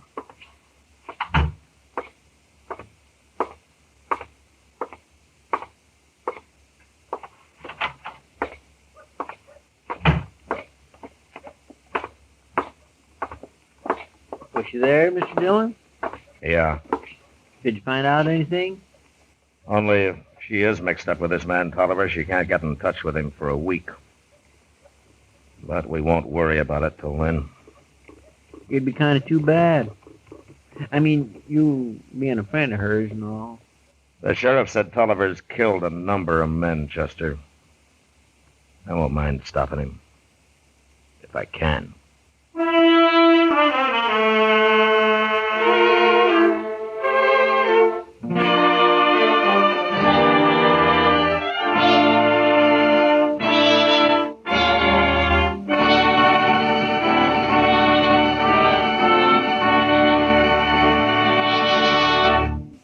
We will return for the second act of Gunsmoke in just a moment. But first, United States savings bonds pay 3% interest when held to maturity. They're safe, they're sure. No gamble with Uncle Sam's savings bonds. The bond-a-month plan at your bank or your payroll savings plan makes saving automatic. Now the second act of Gunsmoke.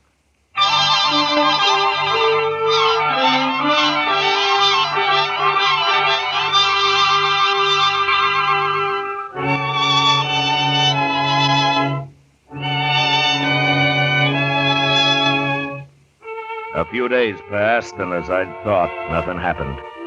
Cara worked at the Texas Trail. And although we kept an eye on her, she talked to so many strangers every day, there was no way of telling which might have been her bank robber friend, Jack Tolliver.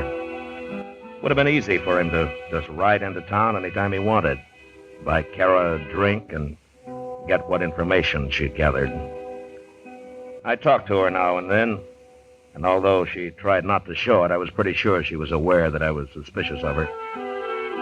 And then one day, I was real sure. Doc and Chester and I just finished a game of three-handed stud in the office. 650, 675, and 7.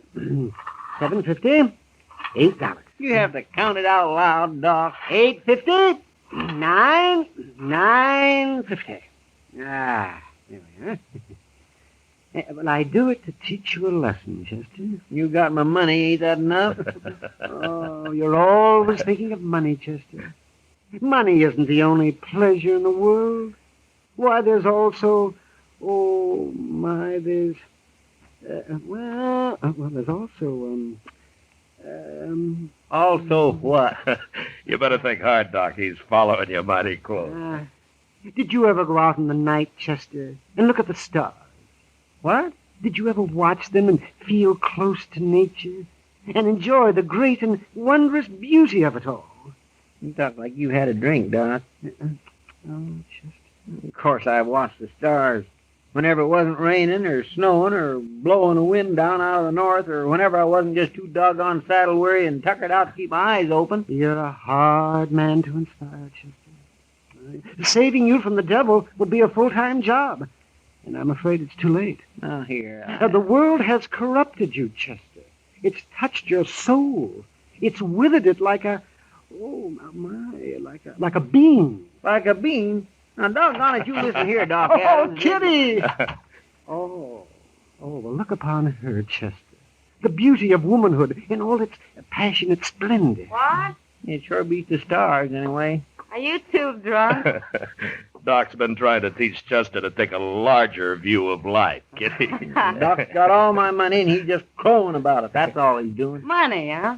Well, that's just what I came here for. Oh, what do you mean, Kitty? I need $20, Matt. Oh, well, sure. Here you are. Before I take it, I better tell you, it isn't for me. What? Cara needs it. She came to me, and I didn't have it, but I said I thought I could get it for her. I think she knows where. She could have come to me herself. Too proud, maybe. How come she's broke? She's been working. I didn't ask her what it's for, Matt. Oh, it's all right, Kitty. Give it to her. I will. But I'll tell you something. What? I've met some pretty tricky women here and there, but your old friend Cara has them all beat. I'll give her the money. Chester. Yes, sir? Follow Kitty. Don't let Cara out of your sight till you find out what that money's for. I'll wait here for you. Okay, Mr. Dillon.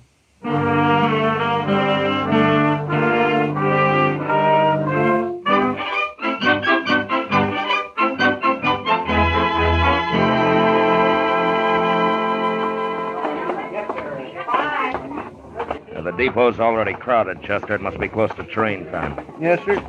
And Cara will be here. I know she will. The agent told me she bought one ticket to St. Louis and asked what time the next train leaves. Well, I hope she's here. And maybe she's innocent after all, Mr. Dillon. Well, we'll soon find out, Chester. Oh, there she is over there. Yes, and all dressed up, too. Cara's always all dressed up. Hello, Matt. Chester? Miss Cara? You're staring at me, Matt. I'm just wondering why you didn't come and say goodbye. If you're leaving Dodge. What makes you think I'm leaving? Well, you bought a ticket to St. Louis with the $20 I gave Kitty for you. Yes, I did. I knew you'd figure it all out, Matt. And I knew you'd think I'm leaving. I wanted you to. Why, Cara? Because I've enjoyed making a fool of you. Have you? A friend of mine's leaving on that train, Matt. Jack Tolliver? I knew you were on to us.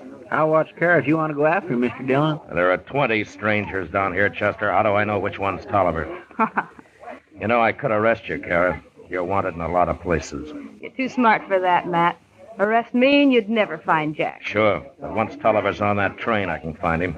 How? I'll have the whole train put under guard when it gets to Abilene. And one by one, every man on it will have to clear himself. We'll get him. No, you won't. He'll jump off. He won't know what I'm going to do, and you can't warn him now. Hey, it's pulling out, Mr. Dillon. We'll make it, Chester. So long, Cara. No, Matt, wait. Come on, Chester, run. Matt, come back.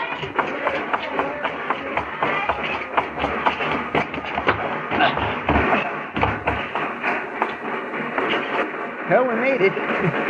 You sure fooled her, Mr. Dillon. Cara doesn't think I fooled her, Chester. What do you mean? She thinks she fooled me. Well, how?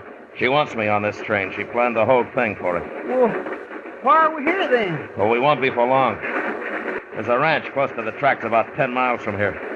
I'll have the conductor stop the train and we'll get off there and then borrow a couple of horses. And ride on back to Dodge? Jack Tolliver's in Dodge, Chester. He's thinking he can hold up the bank anytime he wants to now. But there's nobody to stop him.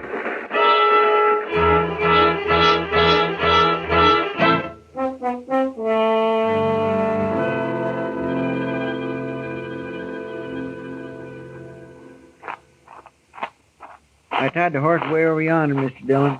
Plumb out of sight. Oh, good. It's almost dark anyway. They'd never see him. Yeah. Well, things look quiet enough. Come on, let's get inside the bank. We'll wait for him there. How are we going to get in, Mr. Dillon? Ain't it locked? Yeah, there isn't more than a couple of $100 in there, Chester. Mr. Botkin's been keeping the bank's real money in a safe at his home ever since I heard about Jack Tolliver. He gave me a key to the rear door here. Well, if there's nothing for him to steal, what do we care? Well, I'll let you figure that out for yourself, Chester. Hmm? So, where'll I get at, Mr. Dillon? Over there by the window there. Or you can see him, huh? Oh, what if they try to come in the front? No, they won't. It's too exposed. I'll wait over here. When they come, we'll leave them alone until they get clear inside. You understand? Yes, sir. I won't shoot till you do. All right, good.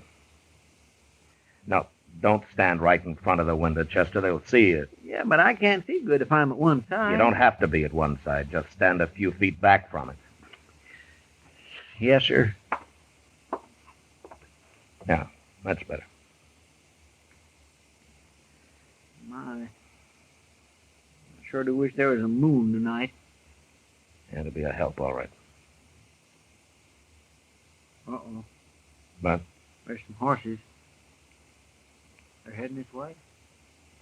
How many? 4, I think. Yep, 4. Yeah, that's them. Here they come.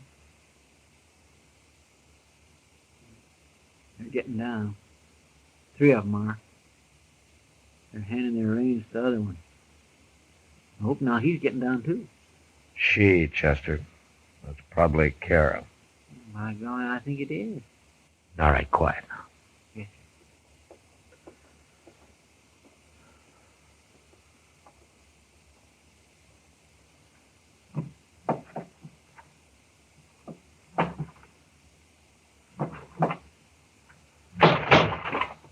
Not so much noise. See, taking yours all the way down Front Street. All clear, Cara? Okay, Jack. All right. Go ahead, you two. I'll follow. All right. Behind the banker's desk there, according to Cara. Yeah. All right, get your hands in the air, Tolliver. All of you. You're coming. I can't see it. No.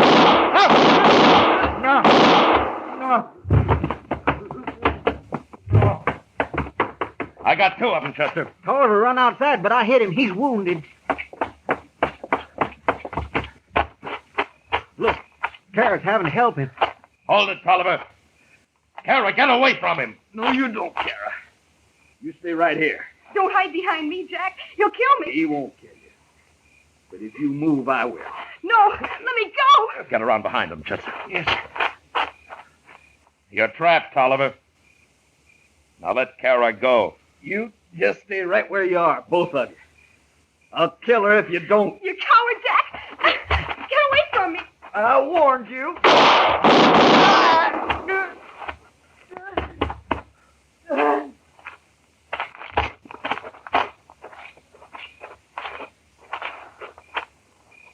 Well, you got him, Mr. Dillon. He's dead. I didn't get him soon enough. Let's see how Cara is.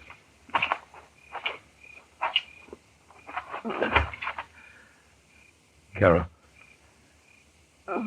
Cara. I'm sorry, Cara. It's too dark. I couldn't shoot any quicker.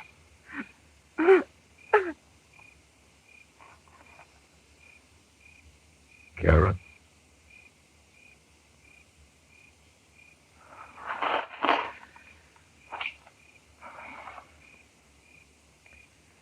I don't think she heard me, Chester. He shot her right in the back, Mr. Dillon. Yeah. Well, sir, that's the end of Jack Tolliver's gang. The end of a lot of things, Chester. A lot of things. Yes, sir, I guess 'tis.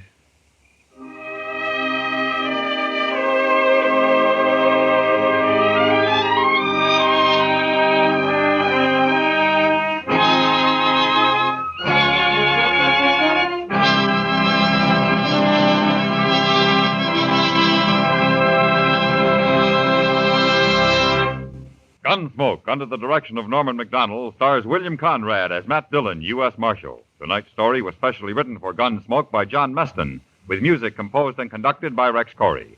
Featured in the cast were Harry Bartell, Jill Jarman, Vic Perrin, and John Dehner.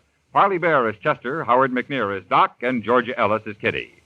Join us again next week as Matt Dillon, U.S. Marshal, fights to bring law and order out of the wild violence of the West in Gunsmoke.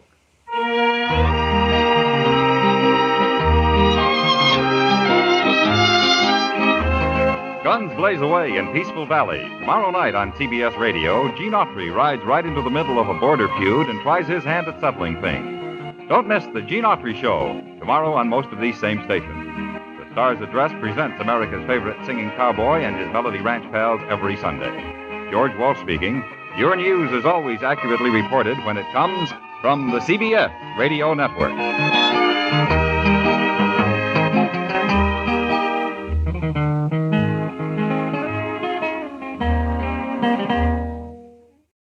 70 years ago, from May 1st, 1954, Gunsmoke here on Classic Radio Theater with Wyatt Cox. Coming up next, science fiction, an episode of X-1 and the Parade.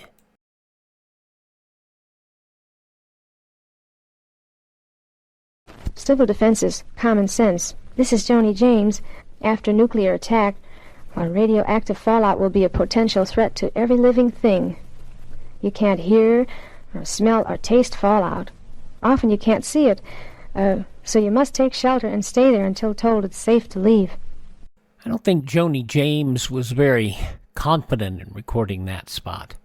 But anyway, reminder, you can learn more about civil defense at civildefensemuseum.com, civildefensemuseum.com. Now, let's go back 69 years to May 1st, 1955.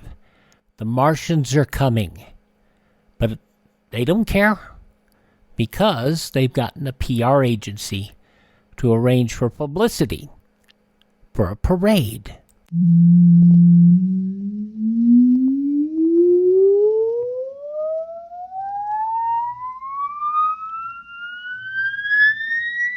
Countdown for a blast-off. X-5, -4, -3, -2, X-1. Fire.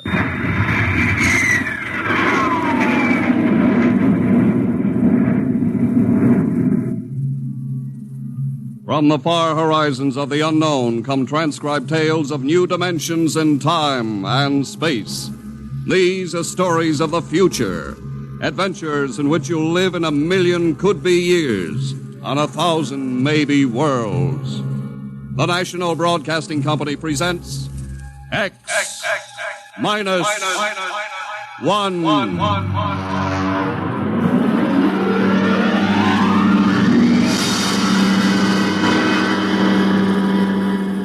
If you wanted to take over our world with a minimum amount of resistance and trouble, how would you go about it? Tonight we'll tell you how, with a strange and chilling story by George Lefferts, The Parade.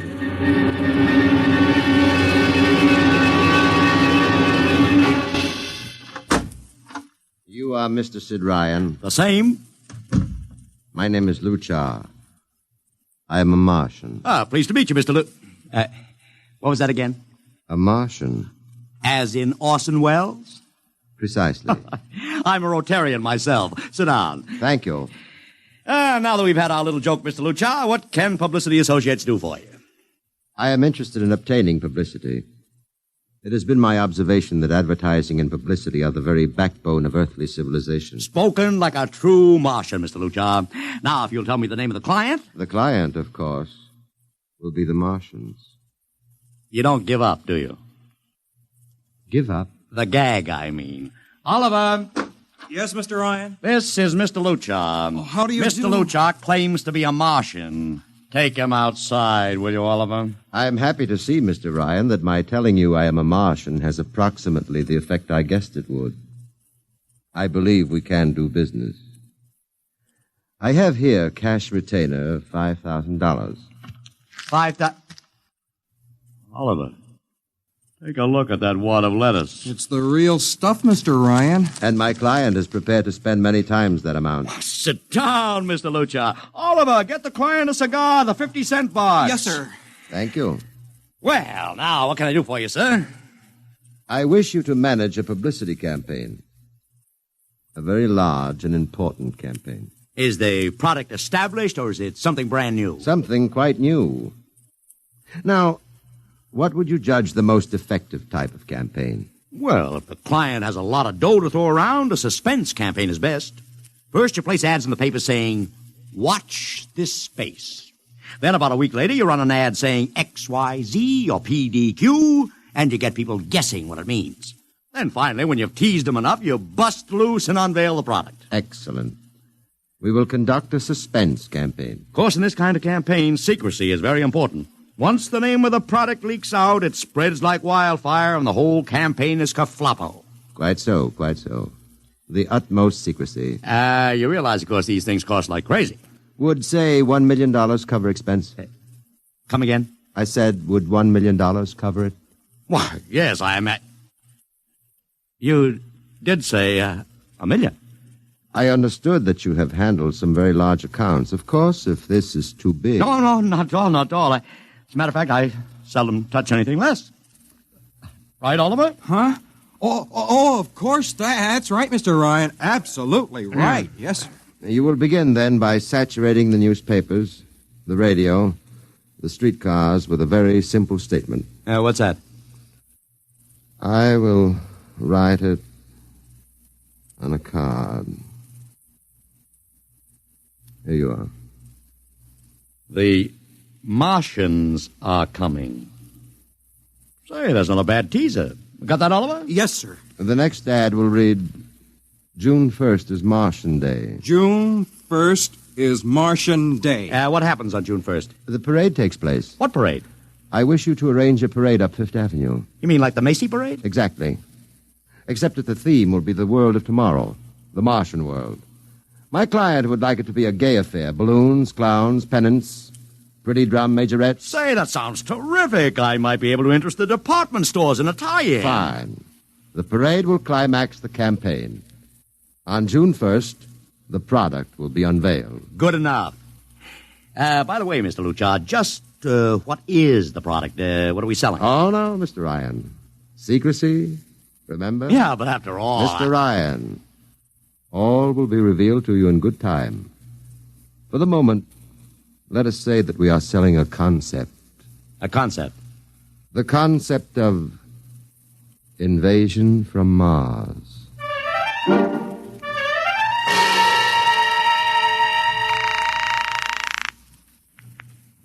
Sorrel Talent Agency. Sammy Sorrel, please. This is Sammy. This is Sid Ryan over at Publicity Associates. Listen, Sammy, how you fixed for midgets? I got midgets. Fine, I need 40 midgets for a parade. 40. June 1st. And listen, Sammy, I want them dressed in little spacesuits. In little... You know, like men from Mars. Mars. Okay? And I want some movie extras, maybe 50 of them. 50. Also rigged up like men from Mars. Make them look gruesome. Got that? Gruesome. Also, I need some horses with pretty girls on top of them. Maybe you can get that bunch from Maroney's Traveling Circus, the one we booked for the Fireman's Parade in Albany last year. Yeah, I'll try, Sid. Never mind the expense. Just get me the talent. It sounds like you landed a big client there. Who is it? It's a secret. I gotta hang now. Call me back, Sammy. Right. How you doing, Oliver? Oh, fine, Mr. Ryan, just fine. I got 100 small boys pasting little stickers. The Martians are coming on the subway platforms. Good. We got full-page ads in all the dailies. Good. And 10-second spot announcements on every local station. Good. It's costing a fortune. Good. The more it costs, the bigger our percentage. Spend like you were going to the electric chair, Oliver. Yes, sir. How are you making out in the parade? If it comes off, it'll be the biggest thing since Barnum invented the midget. I've got Macy's, gimbals, and sacks to contribute floats. Everything is built around the Martian theme, see? Even the horses will have long feelers attached to them and funny-looking extra legs. It'll be sensational. That sounds fine, only... Only what? Mr. Ryan, we don't even know what we're selling. Oliver, my boy, do you think old Sid Ryan has been sitting here spending all this moolah and not putting two and two together? You mean you know who Luchar represents? Just by accident, understand. I have learned that Century Pictures is making a big new epic. One of those expensive pictures they make in secret and then spring on the public because they don't want the other studios to get the jump on them. What's the picture? A space opera titled Invasion from Mars. Get it? Oh, I begin to see. Also, by mere coincidence, it's supposed to have its premiere sometime around June 1st. You follow me? Yes, but... Mr. Ryan, Century has an exclusive contract with New Features Syndicate for all their publicity. Suppose Century Pictures doesn't like the way New Features is handling their stuff. They want to get out of the contract, but New Features says no, so they have to get around the contract. A man named Luchar, client unknown, starts publicizing the Martian invasion.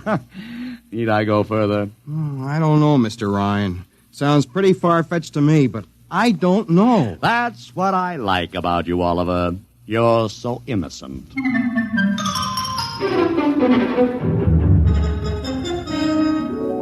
Now, let me talk to Commissioner Patrick, please. Sid Ryan. Hello. Commish, Sid Ryan. Oh. How are you, Ryan? Fine. What is it this time? You want to drop a man off the Empire State Building into a teacup full of water? The answer is no. Also, we're not arresting any fan dancers. You know I don't handle fan dances. I want a permit for a parade. June 1st, 5th Avenue. It's a Sunday. There's no traffic. Now, look, Ryan, Macy's gets a permit. Gimbals gets a permit. The American Legion gets a permit. The Sons of Erin march every time Morton Downey sings the Wearing of the Green. Oh, don't give me a hard time, Patrick. This is too big. I have the 5th Avenue Merchants Association behind me.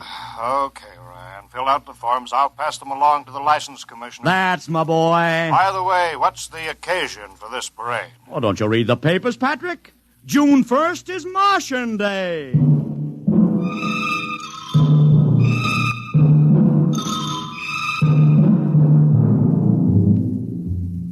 How is the campaign going, Mr. Ryan? Like wildfire, Mr. Luchar, like wildfire. Everybody and his brother is going along with the gag. Yesterday, we distributed 50,000 Martian hats to school kids. I got some of the merchants doing World of Tomorrow displays in their windows. Every big novelty manufacturer in town is climbing on the bandwagon. They want to get into the parade with floats, giveaways, anything. Everybody smells a buck to be made. I wouldn't be surprised if the mayor himself declared Martian Day. I've even arranged for Commissioner Patrick to accept a $50,000 check for the Policeman's Benevolent Fund from the man from Mars. Oh, it's terrific, terrific. My blood pressure's up to 200. Excellent. I understand Century Pictures spent over $1 million making that space opera. I beg pardon? Oh, come, Mr. Luchar. Sid Ryan wasn't born yesterday, you know. I know who our client is, even if you don't admit it. You do? Always thinking that's me. Well, as long as you know, let's keep it to ourselves, shall we, Mr. Ryan? As you once remarked, when these things leak out, it destroys the surprise and ruins the effectiveness of the campaign.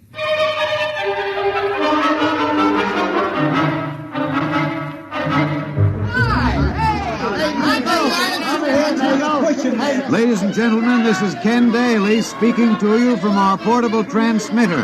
atop the reviewing stand for the much-heralded Martian Parade on Fifth Avenue. It's a beautiful sunlit day here in New York, a perfect day for a parade, and the streets are packed with thousands of spectators all eager to find out what this is all about. There's an air of shrill expectancy. Some of the kids and their parents have been camped on the curbstone since early this morning to be sure of ringside seats when the so-called Martians pass by. I've just had word from Sol Brown up at Central Park Mall that the Martians have landed from big pink balloons. And now, while we're waiting for the arrival of the parade, we brought some people up to our microphone to tell you their reactions to this most spectacular of all publicity stunts. That's right, come on. What's your name, madam? Miss Ada Shackley. A little louder, please. Miss Ada Shackley. Uh-huh, and where are you from, Mrs. Shackley? Columbus, Ohio. I see. And I see you have your family with you, too. Two little curly-headed blonde boys. Are you in New York on vacation? We came for the Shriners Convention with their daddy. What do you think of Martian Day, Mrs. Shackley? Well, it all seems very strange to me, but the boys have been pestering me to watch it, so we've been standing here 2 hours. I can't make head or tail of it. Well, neither can a lot of other people, Mrs. Shackley. But judging by the thousands here today, there's a lot of curiosity. Curiosity killed the cat, folks say. Well, let's hope not. Thank you, Mrs. Shackley. Mr. Ryan's here. Ryan, just sit right. And this is Mr. Sid Ryan, ladies and gentlemen, the publicity man who's the brains behind the Martian Day stunt. Hello, Sid. Good morning, Kenneth. Easy, not so close to the mic. Oh, sorry. Hey, Sid, you've certainly lifted the lid this time. Looks like it, doesn't it? Sid, there's been a great deal of speculation as to exactly what all this is leading up to. I've heard some folks say it's a big war bond drive. Others think it's just to stimulate local business. And, look, I understand in the trade itself, the smart money says you're building for the premiere of Century's forthcoming extravaganza, Invasion from Mars. Now, come clean. Can you tell us what the real story is? Ken. I'd like to, but honestly, I can't. Oh, man of mystery, eh? Are you going to watch the parade from the stand here? No, Ken, I can't stand noise. I'm going up to my office and watching company. Well, thank you, Sid Ryan, and good luck. And here they come, ladies and gentlemen. The first units of the big Martian parade, swinging down Fifth Avenue with fanfare, colored streamers, music, confetti, floats, all the trappings of a Mardi Gras. And here in the vanguard is a whole troop of little midgets in weird-looking pink and blue spacesuits, carrying Rube Goldberg weapons with signs painted on them. Let's see, I can read one which says, Atomic Blaster. Another one has a placard reading, We're Martian through Georgia.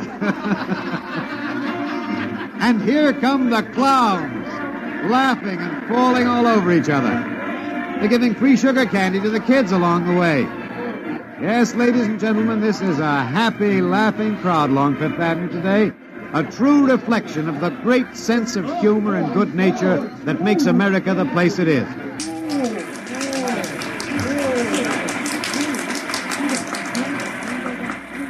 This is promised as the climax of the show.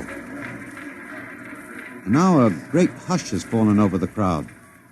It's quite a sight to see these thousands of people standing here expectantly, hearing only the great regular sigh of their mass breathing. And now here they come, ladies and gentlemen, the Martians, marching in booted, helmeted ranks, row after row of them. Aye, this is an impressive sight, ladies and gentlemen, and a rather serious contrast to the rest of the joyous slapstick parade we've witnessed. There are perhaps, 200 tall, broad-chested men dressed in metallic gray spacesuits with thick glass visors drawn across their faces. Each is holding an ominous-looking ray gun at the ready position. They're marching in absolute silence, keeping step perfectly, as though some mute, unspoken command were marking time for them. The crowd seems rather grim and serious now. Perhaps they're reminded of the actuality of war and possible invasion. They stand solemnly, silently, watching. Even the children are awed. And now the first ranks of the Martians are moving past us down Fifth Avenue toward the reviewing stands at the square. No one moves. What's that? What's happening? Oh, there, a woman, ladies and gentlemen. She dashed out into the street. For what reason, I don't know. She attempted to lift the visor of one of the Martian spacesuits, but just as she reached the Martian, she fell forward in a dead faint. I tell you, I've never felt such mass tension in a crowd as we're experiencing here right now, today. All sorts of rumors have begun filtering back through the audience. There are excited whispers of she's dead, she fainted, and now an undercurrent of, what?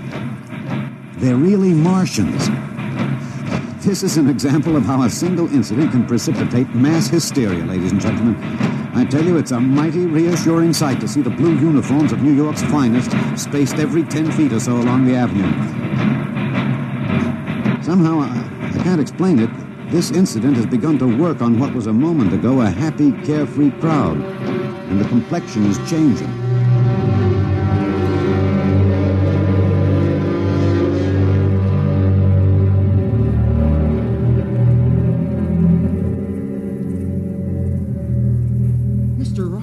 Did you see that? A woman fainted. Of course I saw it.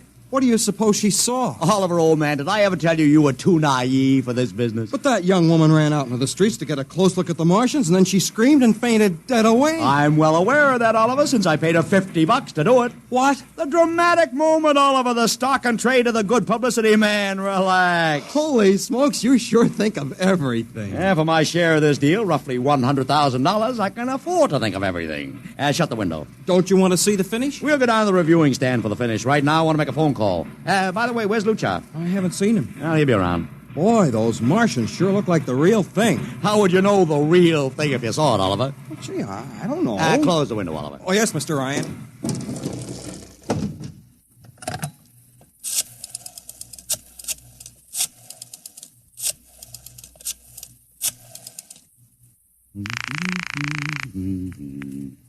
Sorrel's Talent Agency. Sammy, this is Sid Ryan. Say, listen, Sid, I was going to call you. I'm awful sorry about those Martians. What do you mean sorry? They're terrific. No, don't joke, Sid. I mean it. Well, I mean it, too. They're great, great. Are you in the bag? Never felt better. You mean it, don't you? Of course I mean it. What is this? There are Martians in the parade? About 150. Of course, I only ordered 50, but Sid. under the circumstances... Sid. Well, what is it? Sid, don't you know? I couldn't get you a single movie extra. There's a studio strike in New York. I was going to call you, but I figured... Wait a minute. Where'd these guys come from if you didn't hire them? I don't know. Maybe Oliver... Oh, hold on. Oliver? Yes, Mr. Ryan? Did you hire those Martians? No, sir, Sammy, this is on the level, isn't it? Honest, Sid, Okay, Sammy, I'll call you back. What's the matter, Mr. Ryan? I don't know. I just don't know. I've got to locate Lucha. What's Century Pictures number? Mr. Ryan, this is Sunday. Oh, yeah. Well, get me their publicity director, Marty Sanford, at home. Oh, yes, sir. Yeah. 3, 2, 4. Here you are. Thanks. Sanford. Marty, this is Sid Ryan. Oh, hello, Sid. How's the big Fine, promotion? fine. Listen, Marty, this is dead serious. On the level. Get it? What's wrong? I've got to locate Lucha. Lou who? Lucha, come on now, Marty. This is life and death. The guy you sent over to hire me for the invasion picture. Invasion picture? Invasion from Mars, the space opera. Are you batty? Marty. That picture was shelved last month. What? Sure, back in the can. Too expensive and too fantastic. The big shots decided you can't sell a Martian invasion to the American public. And I never heard of a guy named Lou. Mother heaven. What is it, Mr. Ryan? You look terrible. That's too fantastic. What's too fantastic, Mr. Ryan? Is something wrong? Open that window. I want another look at those Martians. Yes, sir.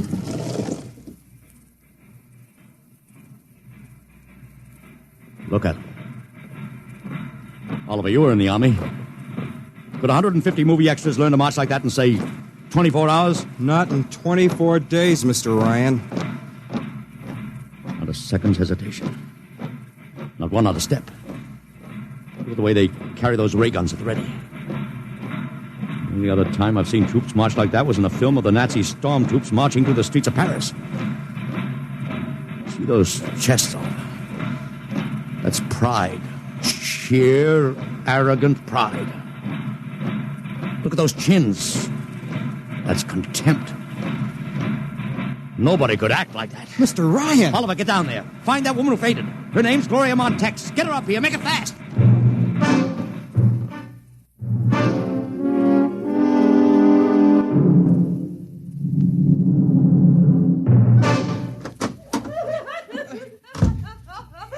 Here she is, Mr. Ryan. I can't get much sense out of her. Stay away from me. Gloria, it's me, Sid Ryan. Oh, don't kid me. You're a Martian. Gloria, settle down. No, you're wearing a mask. Baby, it's me, Sid. And underneath, it's awful. It's all big green eyes and those feelers like a catfish. Baby, snap out of it. Listen, what happened down there? You ran out and screamed like I told you, but the fainting, that wasn't in the act. Oh, go away, please. Go away. What'd you see? Oh, no, please. It's too awful. Please. Just one question, baby. Inside that helmet, what'd you see? You won't get anything out of her, Mr. Ryan. She needs a doctor. Okay, Oliver, I've heard enough anyway. You take care of Gloria here. Get her a drink. Where are you going? To see the commissioner. We gotta stop this parade before things begin to happen.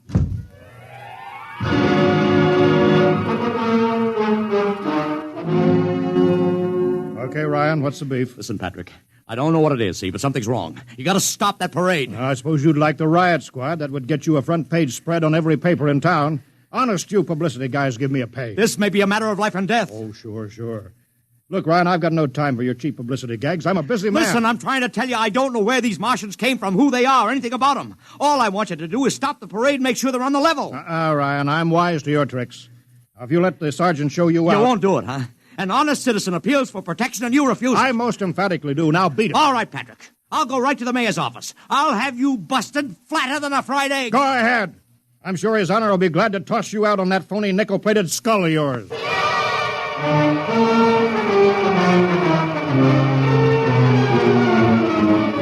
You heard me, Ryan. You cannot see the mayor. Adolf, please. This isn't a gag. I don't want publicity. All I want to do is maybe prevent something horrible from happening. In case you don't know it, wise guy, something horrible is already happening. A couple hundred little kids are in the hospital with ptomaine poisoning from that phony Martian candy you passed out. Or didn't you know? I didn't. We've got to stop that parade. Sure, you'd like nothing better than to start a panic now. Maybe a few hundred people would get trampled to death. Think of the newspaper space that would get you and your product. I won't stand for this, Adolf. You won't have to, because you're going to get out of here right now. Go on, beat it. Get out. You and your publicity stunts make me sick to my stomach.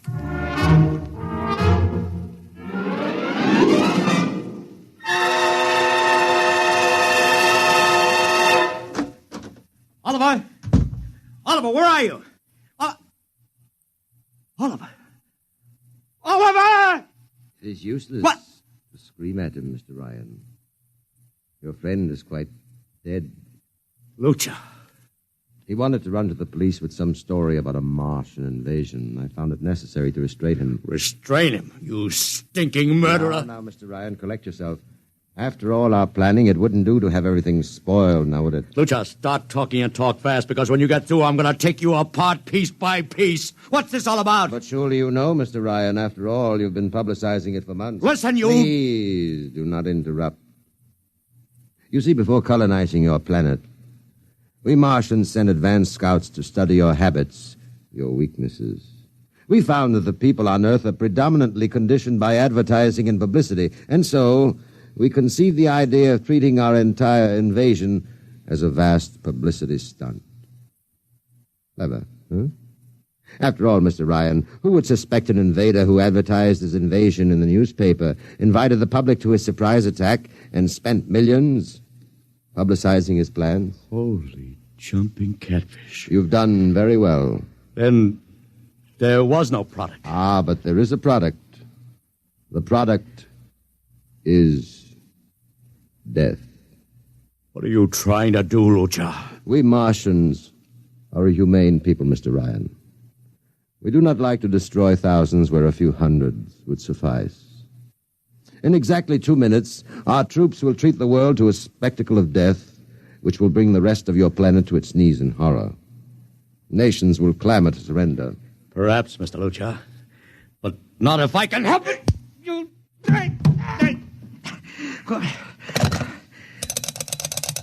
Yes, please. Operator, this is Mr. Ryan. Get me the field telephone on the reviewing stand of the Martian Day Parade. Hurry. Anyone in particular? Just hurry. Reviewing stand, Sergeant Cassidy. Get me Commissioner Patrick. Hello. Hello. You'll have to talk louder. I want Commissioner Patrick. Oh. Patrick! Wait a minute. Things are quieting down. Now, what was it you wanted? This is Ryan. I have to talk to the commissioner. It's a matter of life and death. I'm sorry, you can't talk to him now. The chief Martian is presenting the PBA check to him. The Martians are going to fire a salute. Listen, you got to stop him. What? Stop him! I'm sorry, Mr. Ryan. You idiot! The works is going...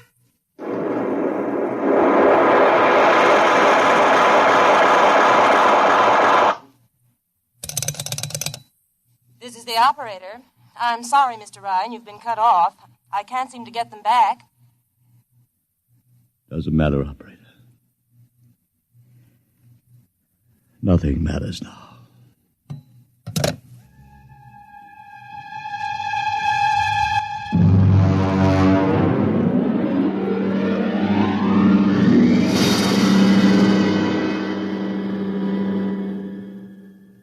Tonight, X-1 has brought you The Parade, an original story written by George Lefferts.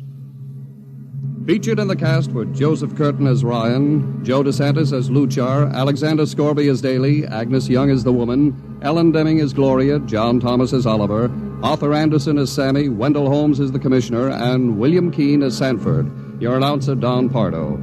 X-1 was directed by Fred Way and is a transcribed NBC Radio Network production.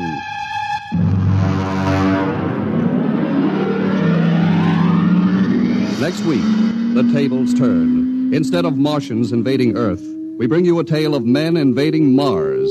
Ray Bradbury's brilliant short story entitled Mars is Heaven.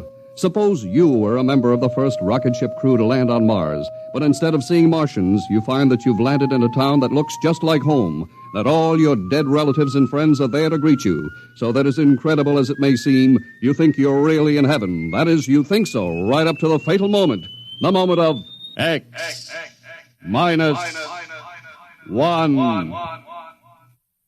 69 years ago, May 1st, 1955, X-1 here on Classic Radio Theater with Wyatt Cox. Tomorrow, Counter Spy, Broadway is My Beat, Inner Sanctum Mysteries, The Lives of Harry Lime, and another episode of Superman. But next, The Strange Dr. Weird.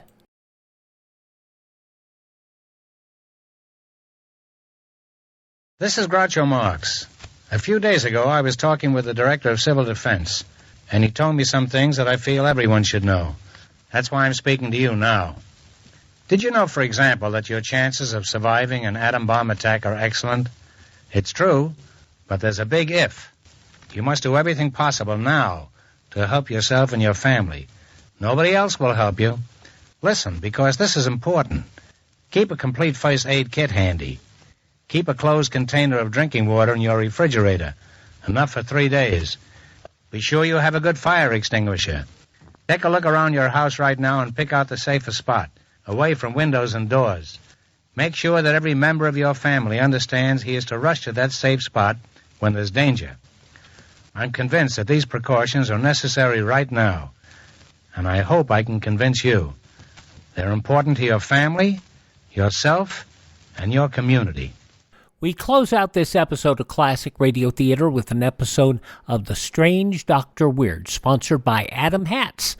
This episode goes back 79 years to May 1st, 1945, The Man Who Played Dead. The Strange Dr. Weird.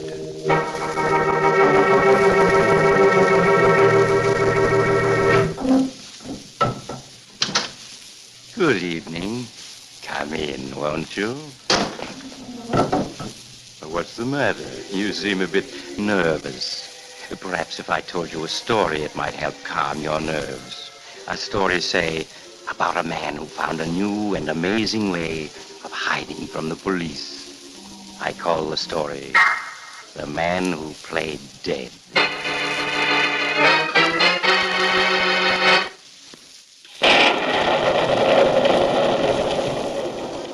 My story, The Man Who Played Dead, begins in the dimly lighted interior of a strange room in a big amusement park. The room is a waxworks museum known as the Chamber of Horrors, and wax figures of history's most diabolical murderers stand motionless all about it. The only living figure is the proprietor, Pop Malloy, who moves slowly from dummy to dummy, dusting them in preparation for the big spring opening. As Pop approaches a figure in a dark corner, the figure unexpectedly speaks to him. All right, put up your hands. Morgan. Burke Morgan. Yes, Morgan, and not a dummy either. But I don't understand. You were in prison. You're supposed to go to the electric chair tonight. I was supposed to, but I broke out, see, after they had me all prepared for the hot seat. Well, what do you want here? Just to hide for a while. The cops are right behind me, so since this is the only place in the park open, I slipped in 10 minutes ago when your back was turned. There's no place to hide here. There's just this one big room. No arguments. You go ahead of me while I look around. All right, look around. Say there's no place to hide it all. I'll find one. Hey, these three dummies here. They look like my old partners. Joe Norton, Marty Phillips, Tony Benson. Yes, Burke, that's who they're supposed to be. The ones you shot in the back last year. What do you got them standing around this phony electric chair for? Well, you see, tomorrow I was going to make up a dummy of you, Burke, and sit in that electric chair. Then I was going to put up a sign saying, "Execution of Burke Morgan on the night of May 1st, 1944, as his murdered partners look on." Why, you... Don't you like it?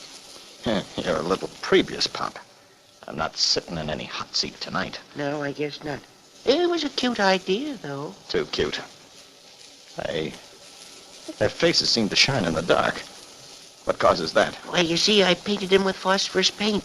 The idea was the lights would be turned down low and the customers would see their faces shining in the darkness the way they do now. See, they were ghosts. Give the yokels a big cake. Somebody at the door. It's an officer. He's coming in. Hey, Pop! Pop Malloy! Listen, Pop. I'm going to stand right here, absolutely still in the shadows here, like a dummy. You get rid of him. If he spots me, I'll plug in. Get it? Yeah, I get it. Hey, Pop, are you there? Hey, come in. Oh, it's you, Flanagan. Yeah. Say, Pop, did you know that Burke Morgan's on the loose? Oh, is he? Yeah, and he's someplace in this park. Somebody smuggled him a big shot of cocaine and a gun at the prison, and he blasted his way out an hour ago. Oh, that's bad. No, I'll say it's bad, but we'll get him. Orders are to shoot on sight. And on the... Hey, Pop. What is it? That dummy back there.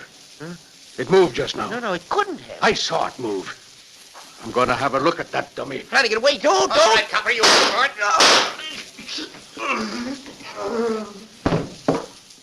You've killed him. Yeah. And if you want to stay alive, you better listen fast. There'll be more cops here in a second, but they won't find me because I'm going to hide right out in plain sight.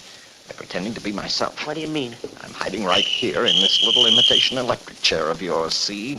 I'm going to play the part of a dummy again. I'm going to pretend to be myself in the great electrocution of Burke Morgan. Oh, I see. This time I won't move either, because I'll be sitting down. There they are at the door. Yell to them to come in. And don't forget, I've got a loaded gun right here beside me. Stay close to me or I'll let you have it. And make it good, Pop. Make it awful good. Dr. Weird, I'm breathless. You mean the beginning of my story has you excited? Well, yes, but it isn't only your story that leaves me breathless, Doctor. It's those Atom hats so many men are wearing this season. Gentlemen, I honestly doubt whether you'll see hats with more distinctive styles, fine quality material, and bright jaunty shades. They're like a new breath of life. And such variety. Gentlemen, you'll find most every shape and model in the new hats now on display at the thousands of Atom hat stores and authorized dealers from coast to coast. So get into the swing of things. Buy your new Atom tomorrow. Now, back to Dr. Weird. And now I'll continue my story, The Man Who Played Dead. With Burke Morgan hiding in plain sight by pretending to be a wax dummy, the three policemen who had come running at the sound of the shots were completely deceived. And Pop told them that the dead officer on the floor was just another wax dummy, and they believed him. After warning him to be on the alert, they left, and Burke Morgan chuckled as the door closed behind them. Good work, Pop. But you're not through yet. What do you mean? Look at that squad car they parked right outside the door. If I even get out of this chair, the driver can look right in and see me. Yeah, I guess that's right, he can. Well, since this is the only place I have to hide, I'm going to sit right here until the search is over. You're the boss, Morgan. You bet I am. And you sit down right there. Okay. Now, I'm going to sit here, and you're going to sit there until they give up hunting for me. If they come in again, stall me. If you try to move without permission, I'll blast you. I won't move. I don't want to die. That's being smart. Pop, you haven't got a shot of dope on you, have you? No, Morgan. What's the matter? Nerves getting jumpy? None of your business. Now settle down. We got some waiting to do.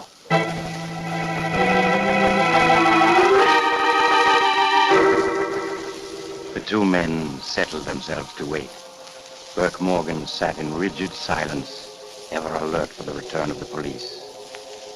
Half an hour passed, then an hour. His taut nerves cried aloud for the drug they craved. His muscles twitched. 2 hours passed, and Burke Morgan's tortured nerves were screaming. The 3 waxen faces which Pop Malloy had covered with phosphorus paint glowed in a ghostly fashion before his eyes. And then Burke Morgan thought he heard an eerie voice speak to him. Burke Morgan. Pop Malloy, did you say something? No. Now, Pop's asleep. It's just my nerves. I need... Burke Morgan. Who's that? Who said my name, then? I did, Burke. Your old pal, Joe Norton. Norton. Norton's dead. I killed him. It's my nerves.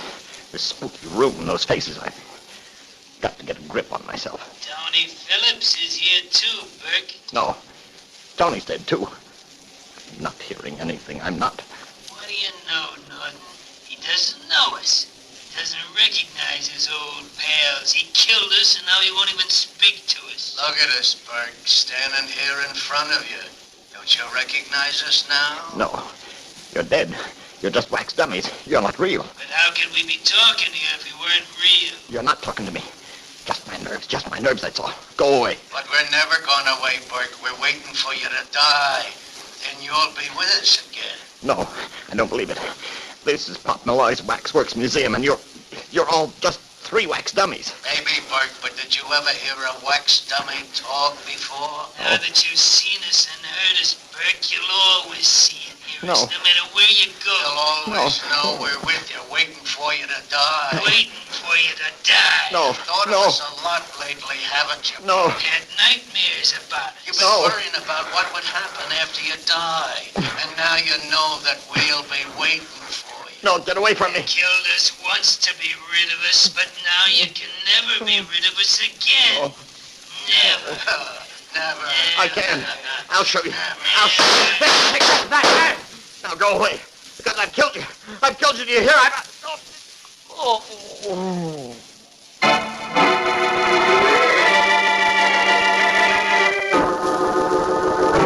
So you see, Lieutenant, Burke Morgan was covering me with a gun the whole time. I knew he'd shoot if I made a move, so I pretended to be asleep and waited.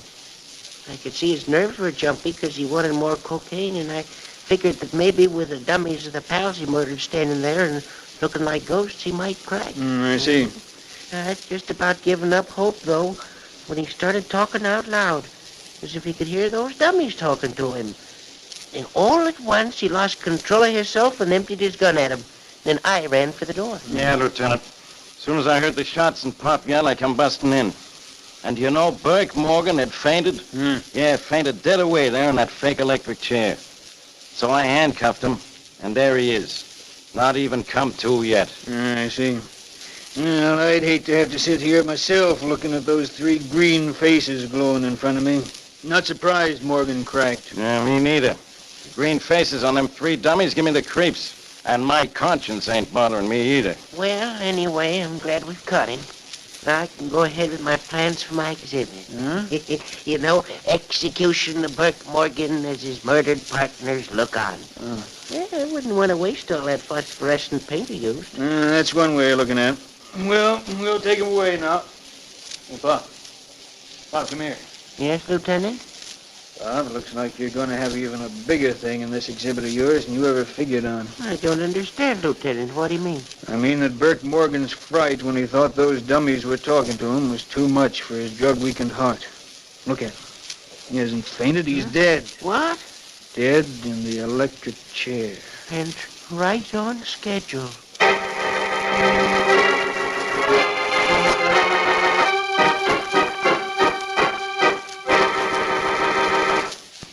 So Bert Morgan died in the electric chair, just as the law said he would. Apparently fate had decreed that he was to die that way, and nothing he could do could change it. But then, waxworks museums are rather frightening places, even when you haven't got a lot of murders on your conscience. I remember a perfectly innocent young man who got locked in one, and in the morning he... Oh, you have to go now. Well, perhaps you'll drop in again soon. Just look for the house on the other side of the cemetery. The house of Dr. Weird.